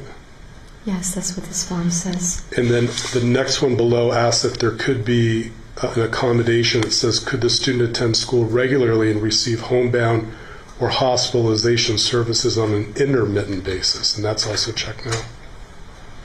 I see that, yes. Okay. Mm-hmm. And then the next question is the one I wanted to ask you about. Is the student, in this case Maya, confined to a home or hospital full-time, homebound or hospitalized? Are those services recommended? And that's what Maya was recommended for, is that right? Correct. Okay, so at least as of August 2016, before Maya went to All Children's, the school district, on a form that you helped complete and sign, were making the representation that Maya was going to be in the most restrictive learning element for this year, meaning she was too sick to even leave the home. True? Objection. Legal basis? Misstates the evidence. Overruled. I'm sorry, can you ask that again? Sure. According to the classifications for the Sarasota County classifications for homebound, based on the forms that you participated in and based on the medical review, as of August 2016, the school board determined based on the medical information that Maya was unable to leave the home at all to come to school and participate. Is that true? Yes, that's what this form says. Joint Exhibit 107376, this is the next exhibit. This is from, I think you mentioned Dr. Wassenauer. You're familiar with him? Right, yes. There was a question about whether the student, in this case Maya, was taking medication. Is this part of the forms that you guys review? Yes. Okay. And the answer is multiple medications in a way that may sometime affect the patient's cognition and ability to focus. Do you see that? Yes. Do you know which medications Maya was taking in August of 2016 that would have caused that statement from Dr. Wassenauer?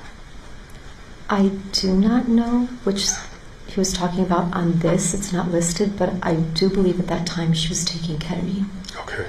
And from what you recall, the ketamine would have been one of the drugs that may have affected her cognition? It didn't seem to affect her cognition. Okay. Let me ask you about, if you scroll up, or it's there on the form, the starting date for this form is August 22nd, 2016. Do you see that? And this would have been the medical, well, let me just back up, just so the jury understands. A medical referral is necessary from a doctor before the school will put a student on homebound, correct? Correct. And this is the form that the school district would rely on, this one from Dr. Wassenauer? Correct. Okay, so on August 22nd, 2016, Dr. Wassenauer, on behalf of Maya, is representing to the school district on the form that you guys rely on, that she is too sick to leave the home for education. Is that how I understand this? Yes, it looks like that's what it's saying. And this would be approximately 10 days after, well, I'll let the record reflect, this is 10 days after the video that the court had seen published to the jury earlier of Maya in the pool. So let me ask you about the next form, which is the 107374. And again, this would be the prescription from Dr. Wassenauer that says that Maya is confined full-time to her home that you would rely on. Is that right? Yes, that's what it says. Okay. Do you, and if you don't, that's okay. Do you have a frame of mind of how Maya was doing, for example, in August or September or October before she went into All Children's Hospital? Similar to the spring the year before. Was still in a wheelchair, couldn't walk, good upper body strength, very positive disposition. Okay. So let me ask you, and you may know, I can show you the documents, but I don't want to take up too much of your time. Maya was also on homebound, so this is the 5th grade year, correct? Correct. And it's just so that we have, dates are flying over the place. Maya was obviously at All Children's per the DCF order from October 2016 through January 2017. That would be the 5th grade year.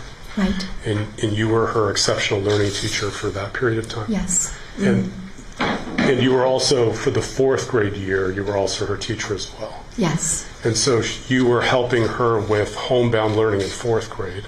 Correct. And then that continued in 5th grade? Correct. Okay. Once you were allowed visitation through DCF at All Children's Hospital. Yes. Correct? Did you have to undergo a background check through them, or was that already cleared because you're a teacher? Do you know?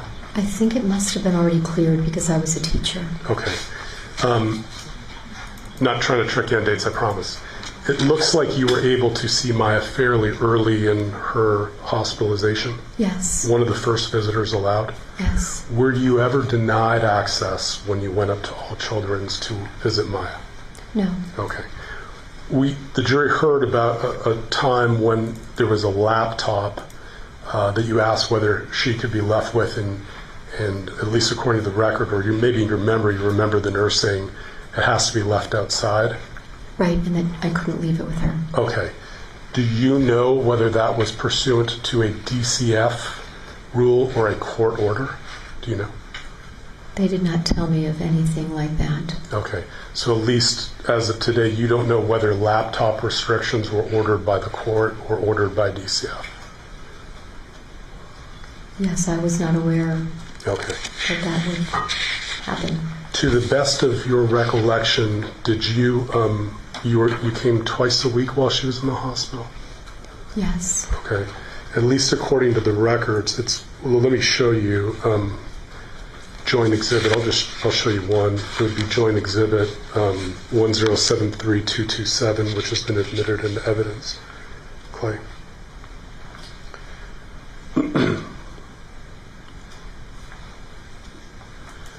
If we could publish that to the jury. Are these the sheets that you sign off on when you visit Maya? These are the sheets that we do, yeah. And I just wanted to ask you, it looks like you bring back the sheets to Beata for her to sign off on afterwards? Right. Okay. And just for example, on the 24th of October, this would signify, the jury knows that Maya's at All Children's per a shelter order, but this would signify that you went to All Children's, for example, on the 24th? Correct.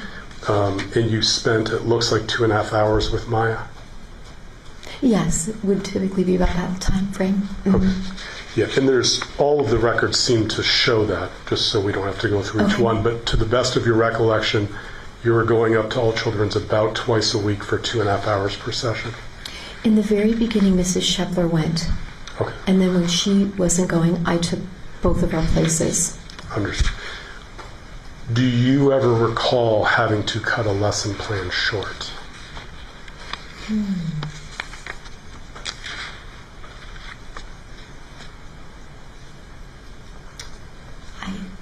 I don't really recall that. I typically recall trying to stay there longer than this paperwork could even share, just because I tried to get as much in as I could. Sure. And sometimes it wasn't, sometimes 15, 20 minutes would be us catching up and chatting. Gotcha. So,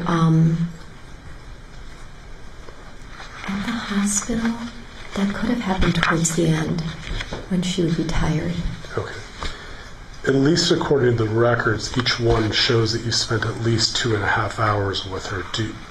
Is that consistent with what you generally recall, or maybe more? Well, 30 minutes of this was planning before I would go, and then 2 hours tutoring. But yeah, I would basically always spend 2 hours with her. Okay. And the days weren't always, like I would sometimes go on a Saturday. Mm-hmm. You talked earlier on about some frustration about Maya, in your belief, wanting, or maybe you thought she needed a little more education. Did you ever reach out to DCF and ask them if she could have more educational visitors at the hospital? I don't believe I reached out to DCF. I guess I didn't know that that's the line I would have gone. I thought approaching the hospital would be how I would find that out. Okay. But at least from what you recall, you didn't reach out to either the court or DCF and ask them if they could allow more educational opportunity? I did not. Okay. After Maya was released from the hospital, you continued to tutor her at her house? Correct. Okay. Let me ask you, this is also a joint exhibit that's been received in evidence, 1074003. This, on the right side, would be her school grades, Maya's. And again, the year would be 2016 through 2017. Would you be the teacher providing the language art and math grade? Language arts would have been Mrs. Shepler, and math would have been myself. Okay. And this calendar school year, for the period which Maya was sheltered at the hospital, she still got straight A's? Yes. Okay. If you'll go to 1074004, the next page. And on the left side is the 2017-2018 school year. Let me just ask you, did you remain in touch with Maya after she went to middle school? Mostly through her father on what was going on and how she was doing. Were you aware that Maya got straight A's the next year? I was not aware. Okay. Were you aware that Maya was back in school physically the next year after she left All Children's Hospital? I had heard that she was at Venice Middle, yeah.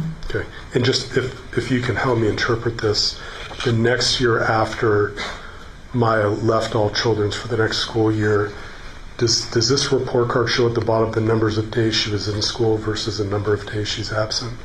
Yes, it does. And what does it show for the next academic year after she was released from the hospital in terms of her being absent or in school? Then she was absent 4 days. Okay. Do you know how Maya's doing now academically?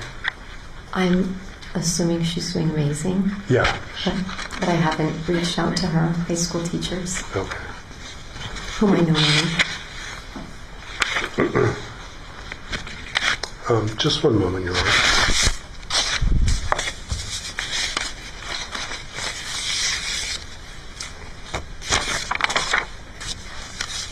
I think he's our paper shuffling culprit.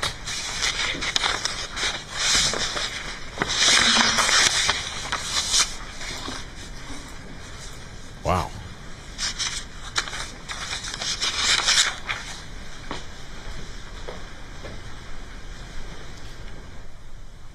He walks away from the microphone. It gets quiet. Thank you for your time today. Mr. Whitney. Okay.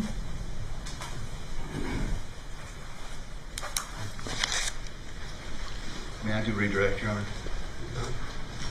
Mr. Whitney started this witness. They wanted to switch on the redirect. The judge said no. You got to stick with the same witness. So they're sharing notes.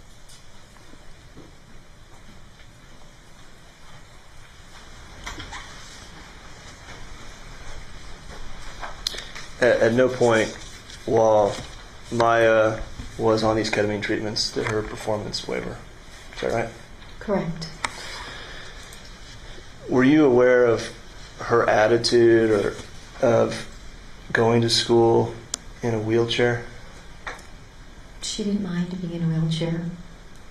She was excited to be at school. I'm assuming that's how it was in middle school too, but in my classroom, she didn't mind that. You know Dr. Wassenaar. You know of Dr. Wassenaar. I know of him, yes. And you were just presented a form where he answered a questionnaire. Correct. And there was some mention on that questionnaire that some medications may cause cognitive difficulties. Correct. It didn't specify on that form what medications those would have been, did it? No. It didn't specify whether those were medications prescribed by Johns Hopkins All Children's Hospital, did it? No. If it was ketamine, you interacted with that long, did you ever, there's a concern on that form that there might be some cognitive difficulties based on unspecified medications, but you were aware of the ketamine, right? Correct. Did you ever see any cognitive difficulties of Maya's during these ketamine treatments? Never. No further questions. Anything else, Mr. Shapiro? No, thank you, Your Honor. Members of the jury, are there any questions? Okay, seeing none, ma'am, thank you very much. Thank you. Okay, the teacher is excused. Let's see if we have anything else to go over. Members of the jury, I think this is a good time for us to take an afternoon break. Do not discuss this case amongst yourselves. Do not do any investigation and receive no information. And we will try to keep it to no more than 15 minutes. Before the jury leaves? Okay, hold on a second, members of the jury. Just hold on a second. Wait. They're going to get excused here. Just wait. Watch this. Hold tight. Let's see what happens here. Wait for it.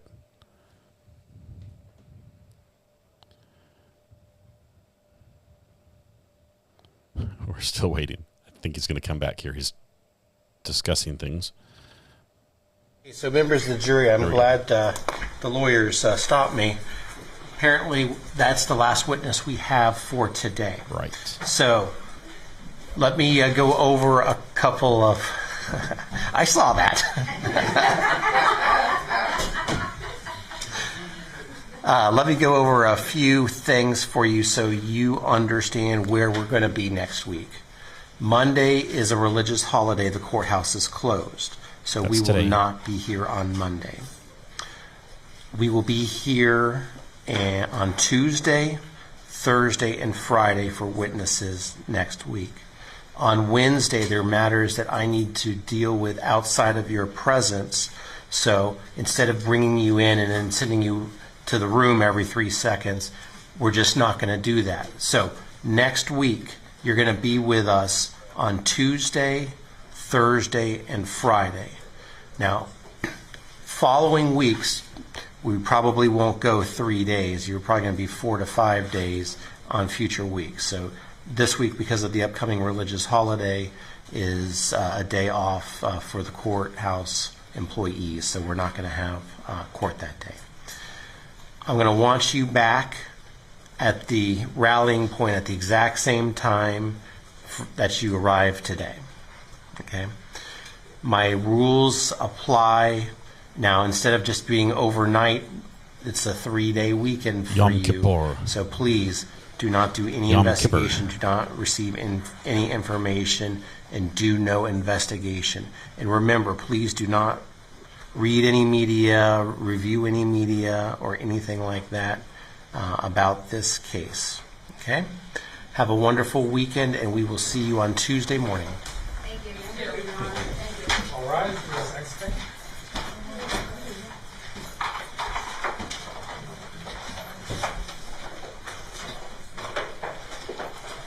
Okay, so jury's going to file out. We've got a couple little legal things we're going to get squared away, I think.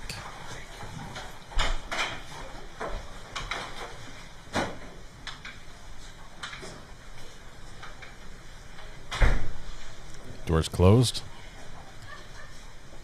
There we go. But wait, there's more. Okay, the jury is out of our presence. Everyone, please be seated.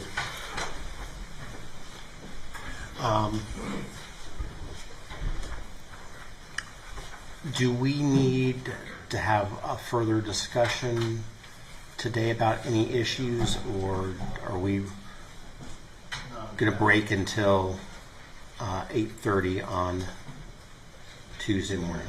8:30 Tuesday. Not on behalf of the defense. No.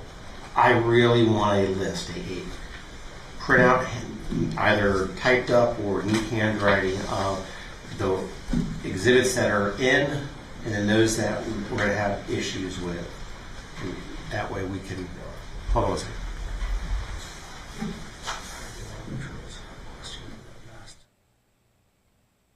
Look at that grumpy face. Apparently one of the jurors had a question. We can get it. See if you can. Apparently one of the jurors had a question. Recall the last witness, drag her back up on the stands, get the teacher back While here. we're figuring that out. We need the jury back in. We filed the plaintiff's exhibit list with all our.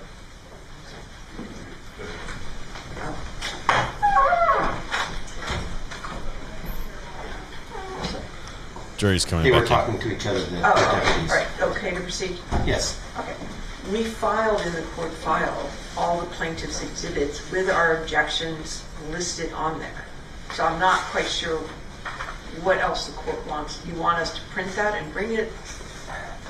Well, I don't want, many pages. I want the exhibits, the numbers that you all can agree to, so that we can just announce them, 1, 2, 3, 4, 5, 6. Okay. And then those that apparently you're going to need me to make a ruling on. So I'll have a sheet of paper that I can just say, let's look at this one, this one, this one, so we can try to do this more efficiently than we did today.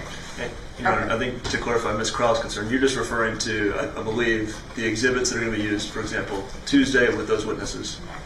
That was my understanding of what you were trying to do. Okay. Yes, Your Honor. I thought you meant all of the exhibits. I was trying to understand. All right, thank you, Judge. Okay. Can't find her? Okay.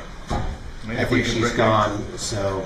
We could bring her back if the juror wants to keep the question, we can bring her back sometime Tuesday. She's right there. That seems... Or ask them if it's a big deal. I don't know. Do you want me to tell the jury that they can go? Or? Our paralegal, if you give her 3 minutes, she's calling her, and I bet she can get her back. Look, why don't we just get... Only one at a time. I suggest that we we can bring her back sometime on Tuesday. I don't think that would be a big problem. If she's in the area, fine, but if not, I don't see the reason to have her turn around, drive back, and all this at this point. I think they're... Oh, she hasn't left the building. There's no way. Court, obviously. Judge, can we look at the question? Maybe it's not even one your court's going to give. I think that's probably a good idea. And then ultimately, if we can't get her, then maybe some afternoon, because I suspect that she's working during the day, and try not to disrupt her. Can you call Deputy Coley and ask the juror to write out the question if they haven't already done so, and then bring the question in? Thank you. Okay, other issues that we need to deal with? Judge, just a...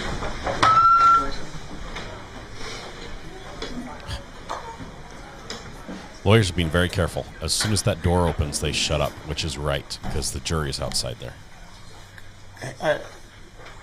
Deputy DiMezio, can you close the door? Yes, Thank you. Judge, is it possible at the end of the day, at the end of a couple of days, is somebody keeping track of the minutes being used? And I am keeping track of the minutes. Can we have just an announcement so we know how we're doing in our tally? I can, but I haven't tallied it for the last... So that's 35, that's 15. Okay, so I've got, for the plaintiffs, they've used 60 plus 40 plus 45 plus 1 hour. That's 2 hours. 60 plus 1 hour. 3 hours and 25 minutes. For plaintiffs?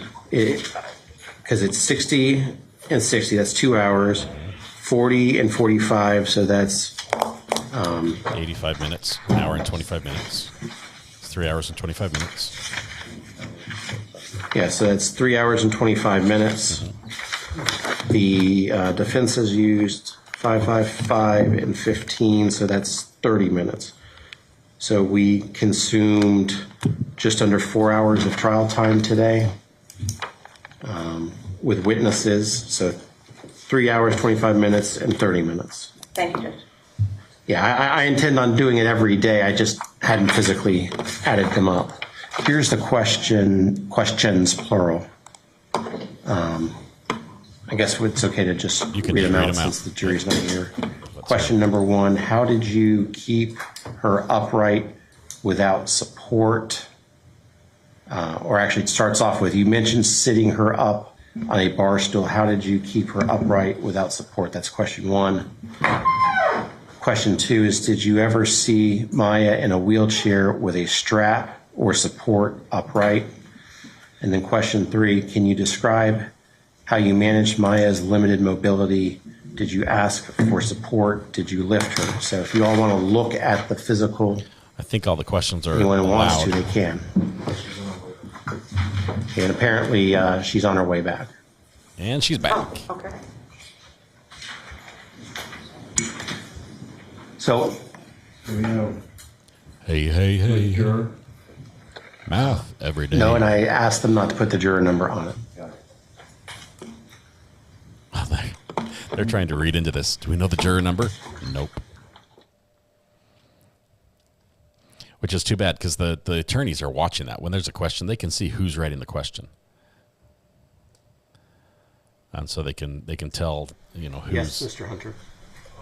While the witness reappears, may I step down the hall for a moment? You may. She's in the hallway. She's in the hallway? Okay. Or not. Hold it. Counsel, any objection to these questions? Not particularly, Judge. I think the problem is specifics of when, but maybe the witness. Yeah. Okay. So is the jury ready to come back? Y'all ready for the jury to come back? Let's bring in the court witness and is put her back on the witness unadjourned. stand. As soon Court as is the witness unadjourned. is in, then we'll bring the jury in. You thought we were done for the day. Nope. She's like, I'm back. And you thought you got to leave. You're not in trouble. No. The jury just had a couple questions. I thought the judge asked the jury if they had questions. I'm going to just let you know, I'm going to ask you in front of the jury if you remember that you're still under oath. So just to give you a heads up, I'm going to do that. Let's bring in the jury.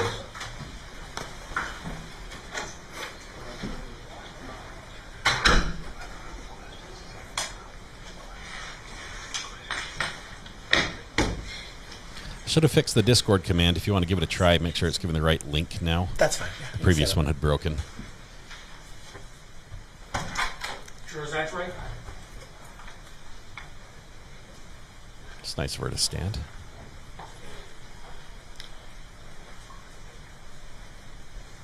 See that red light on the wall behind her? See how it's got a little star shape? Is there a filter? Is there a star filter on this lens? Okay, everyone please be seated. Welcome back, members of the jury. Want to confirm while you were away, believing you were on your holiday here, that you did not discuss this case amongst yourselves, you did no investigation and received no information. Is that all correct? Okay. And ma'am, you understand you are still under oath? Yes. Okay. Now, the jury had some questions, so I'm going to go ahead and read the questions and you can answer the jury. You mentioned sitting Maya up on a bar stool. How did you keep her upright without support? So I'm sorry, their bar stools had like a back support. So when I would go to tutor her at her house in their kitchen, I would put her up there and she would just sit. Okay. Is that correct? Did you ever see Maya in a wheelchair with a strap or support or upright? I don't recall that. And can you describe how you managed Maya's limited mobility? In the classroom or at her house or at the hospital? Well, I don't really know. So should I answer all three? Yes, let's do it that way. So in the classroom, one of her really good friends, Sophia, was in the class. So Sophia loved pushing her around. Sometimes I would push her to and from. She always stayed in her wheelchair. She never moved into a seat. At her house, same thing. Some of the time she would move herself when her upper body strength was good. And then I would just move her out of her wheelchair into the seat. And then at the hospital, it was hit and miss, but pretty similar.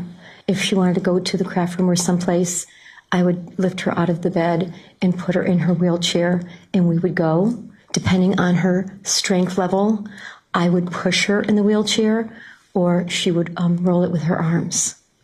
And then we would get back, and I would put her back in her bed. And you somewhat answered this, but did you ask for support to help lift her? No, I'd done it so many times. Okay. For so long.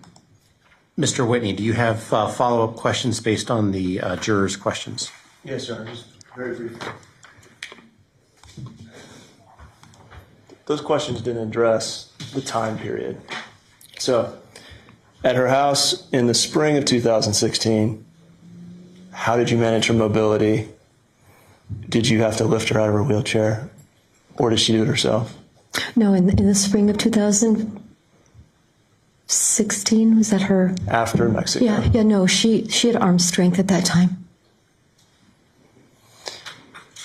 That's all I have. Mr. Shapiro, anything further? No, class dismissed. Well, members of the jury, do you have any other questions? This is a speak now or forever hold your peace type of moment. Okay, seeing none. At this time, you are free to go. Thank you. Now the juries are done. I think we're going to be done for the day too as well. I think this does wrap it up. But we'll just make sure there's no little business they have to conduct right here at the very end. Let's see.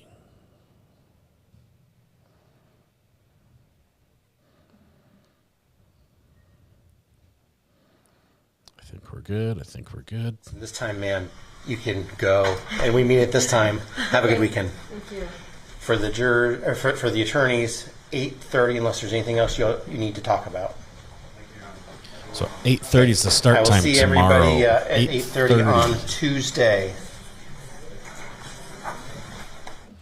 All right, so that's how it ends right there. 8:30 on Tuesday is the time we start tomorrow. So we start at 9. I've been letting you guys sleep in. I've let me sleep in a little bit. No more. School's back in session. We'll start at 8:30 tomorrow for another day of testimony. So we had 34 objections today, which is quite a few for one day. It was a little bit spicy. The lawyers are doing the lawyering, and it's extremely interesting to see this play out, especially as you can see the two sides battle for, jockey for position in this, all at the same time being mindful of their perception or the perception of the jury as they have to carefully phrase and shape their questions and how they handle different witnesses. So good stuff. Is there anything we need to go over before we wrap up for the day and let you guys all go home and get some rest before tomorrow?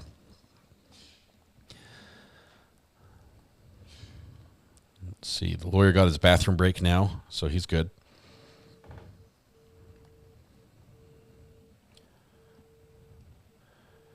Maybe you have cataracts. Is that to me? What do the commands do? Commands are just little fun things we do for fun, and some of them have audio. I turn the audio down during testimony, so it's not going to be distracting. Anything else? No star or red dot. It was when the teacher was standing on when the jury was coming in. You could see a little light on the wall on a little black box behind her. I'm not sure what it was, but it was mounted on the wall. The red button. Okay. Jury's done. Were we good today? Holly Mack, you guys were fantastic. Honestly, this has been amazing. And this has been a very difficult day. We've dealt with some really, really heavy issues. I've made some really bad pronunciation calls. It's been good. Let's see. Hoping this isn't as long as the judge mentioned. Weeks. It depends. He's trying to push this along, and sometimes at the onset, the date they have is, they like, oh, it's going to be really bad. It's going to be a hard fought battle, and it turns out that the major portions of it go faster. Sometimes witnesses are much quicker than, if you're not able to get into something that you wanted to, it might shut down a line of questioning for several witnesses further down as well. So we'll see, but it'll be good either way. Let's see. Wednesday, do you have anything planned? Well, I want to see what they're doing here in court, because they will be having court. But if it's just admitting drawings or admitting records or things like that, that might not be the most exciting thing to watch. So we'll look and see if there are any updates on some of the big cases that are coming up. Be interesting if like the Brian Kober judge comes with a ruling on the cameras and things like that. Cheryl Myers, welcome to the gallery again. Thank you for your support. Love that green courthouse by your name. Thank you so much. Let's see. Brandy is interviewing Mandy Matney tomorrow at 4 Eastern. That is awesome. That's definitely a connection that she made down there or renewed down there at CrimeCon. They were both down there together. And sometime they're going to have their 10K celebration, whenever that is. So keep me in the loop if you guys see when that posts. I don't want to miss that. I know she stayed a little extra today. Congratulations to Brandy and JT for 10,000 subs. That's awesome, Kelly. We're so excited for them. They deserve that and much more, and it's coming. Did they already win a lawsuit, and this is another against the hospital? That's my understanding. I think they won a $2.5 million settlement from, was it DCFS? I don't know who it was they won the lawsuit from, but okay. Sent you a copy off Google about this trial. Thank you, Debbie. Appreciate that. I'll take a look at that when I get a minute. Are we watching Judge Boyd this week? We're going to watch and see that she gets her flowers. She'll get them on the 28th, is my understanding. Also, I think on the 27th, Jay, on the Shaming of Jay channel, is I believe that's when he's going to air the interview he does with her. That's my understanding. If I got that wrong, please clarify it for me. That's why we based our flowers so they wouldn't arrive until after Jay's video of her had aired. So that would be awesome to see both to go over and watch on Jay's channel that interview, as well as see the flowers arrive. So we might take a peek in, but we'll follow this as this case is, even for a civil case, it's incredibly interesting. There's so many things in here that just have got me enthralled. We'll definitely go back to Judge Boyd at some point. We'll be frequenting her courtroom in the near future. Brandy plans to interview Kenny Kinsley tomorrow too. She's getting them all. That's awesome. Oh my goodness. Dallas born Boston bred said, did you see that Stacy Chapin, I can't pronounce the last name. Is that correct? Ethan's mom, was at CrimeCon. Yes, she was there at a it was like one of those breakout meetings where they had a forensic investigator talking about the details of the case, and they're at the end they've got a Q&A, right? And they're going through the Q&A, and almost towards the end of the Q&A, if I understand correctly, a lady gets up and says, "Hey, I'm Stacy. I'm Ethan's mom. I just want to thank you all for," and she proceeded to thank them for the approach that was taken, for for everything that they've done. And it was just amazing. There was a huge gasp in the audience, but that's neat. Let's see. Brandy's going to clog for a 10K. She's going to whip out the clogs. That I would pay to watch. Cheryl Myers, how do I gift a couple memberships? If you click on the little member button at the top of chat that says see member, see this one right here at the top that says Cheryl Myers. I think if you click on that or right click on it or something, it should get to, or maybe it's the $sign down at the bottom. One of them should open up gifted memberships if you would like to do that. And Cheryl, that is super generous of you if you want to do that. That's amazing. There are many people who are extremely grateful that they can receive gifted memberships, because it's just not in the cards right now for them to financially support. But so that's wonderful for you to help. Was the check fraud lady guilty? Oh man, you missed the podcast. I can tell, Arl, because this the verdict came in right before the podcast, and they came back with a not guilty on both counts. So no, not guilty on both counts. Very surprised. But that's where it was. That's where it ended. Look at that, Cheryl. Thank you very much. Gifted 5 Recovery Addict memberships. Thank you, Cheryl. That's a great way to close out the day. I appreciate your generosity. Those memberships went to Trish Faust, Thunderplumps, CC Reagan, Deborah Larson, and Valerie. Congratulations, you 5, on your new memberships. And thank you very much, Cheryl, for your generosity. Since civil case won't Maya have to testify? I think she will, probably, Robin. I'm thinking she probably will. It's not like criminal where she has the right to not speak, but I think they still have to. She's the plaintiff, right? And so if she wants to have a statement brought in, they have to have her say it on the stand. They can't have somebody else, use hearsay to bring those statements in, and that's what the ruling we heard today. Mandy Strong, thank you very much for the super chat. Appreciate your support as well. Thank you. Appreciate all the new members. For those who just showed up here and enjoyed this coverage and want to continue watching this trial with us, I would ask that you click the subscribe button and maybe ring the bell, and then come back here tomorrow. It's going to start at 8:30 tomorrow morning. So we'll have to kick Mrs. R.A. out of the exercise room a little bit early. So wish me luck. She has a schedule, and I'm impeding on her schedule. Appreciate all the mods. I appreciate all the mods, the chat. You guys were amazing. We dealt with, arguably, some of the hardest topics and scenarios that we've had, at any time today, and you guys were amazing. Thank you so much. This really is the best place to watch true crime, and that's a credit to you. I appreciate that. I think I did better today too, so I'll pat myself on the back as well. All righty, I think that's all. Let's see. Yeah, that's it. Let's see. Is Mrs. R.A.? Yeah, there she is. Wait, what? She says yes. Court starts early tomorrow, Mrs. R.A. We're going to be live at 8:30. I'll talk to you in a minute. Make sure that works with your schedule. Love that beat drop. All right. I think that's all. I want you guys to have a wonderful evening. Get some rest. Get some good food. Get some downtime. Spend some time with some good people that you love. All that. And we're going to repeat this tomorrow. It's going to be interesting. We're keeping the count going. We're at 34 objections, and it's just going to go up. So it's going to be great. Night Court tonight on Brandy's channel. I think I'll go watch that, Kelly. That would be a lot of fun. I've got to go over there and help them sort of celebrate that 10K. We could follow Mrs. RA exercise and follow along. Yeah, we could go live at 7:30, and she could lead us in exercises. She's offered a million times, but I've always said no. All right, that's all. Thank you all very much. Tonight, when you go home, please hug the people you love, smile at someone, make their day just a little bit better, and please stay safe till we go live again tomorrow morning at 8:30 in the morning. The Maya case is going to continue. Civil trial. I always mess it up right at the end. Anyway, thank you, because I'm the guy. Thank you so much. We'll see you tomorrow.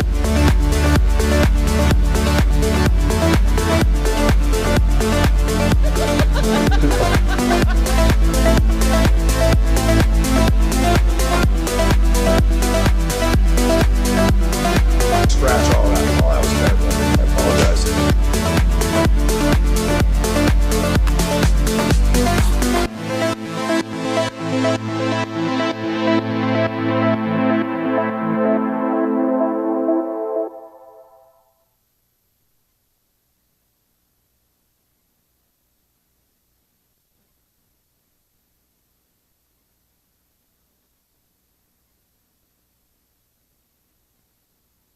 Bring the jury.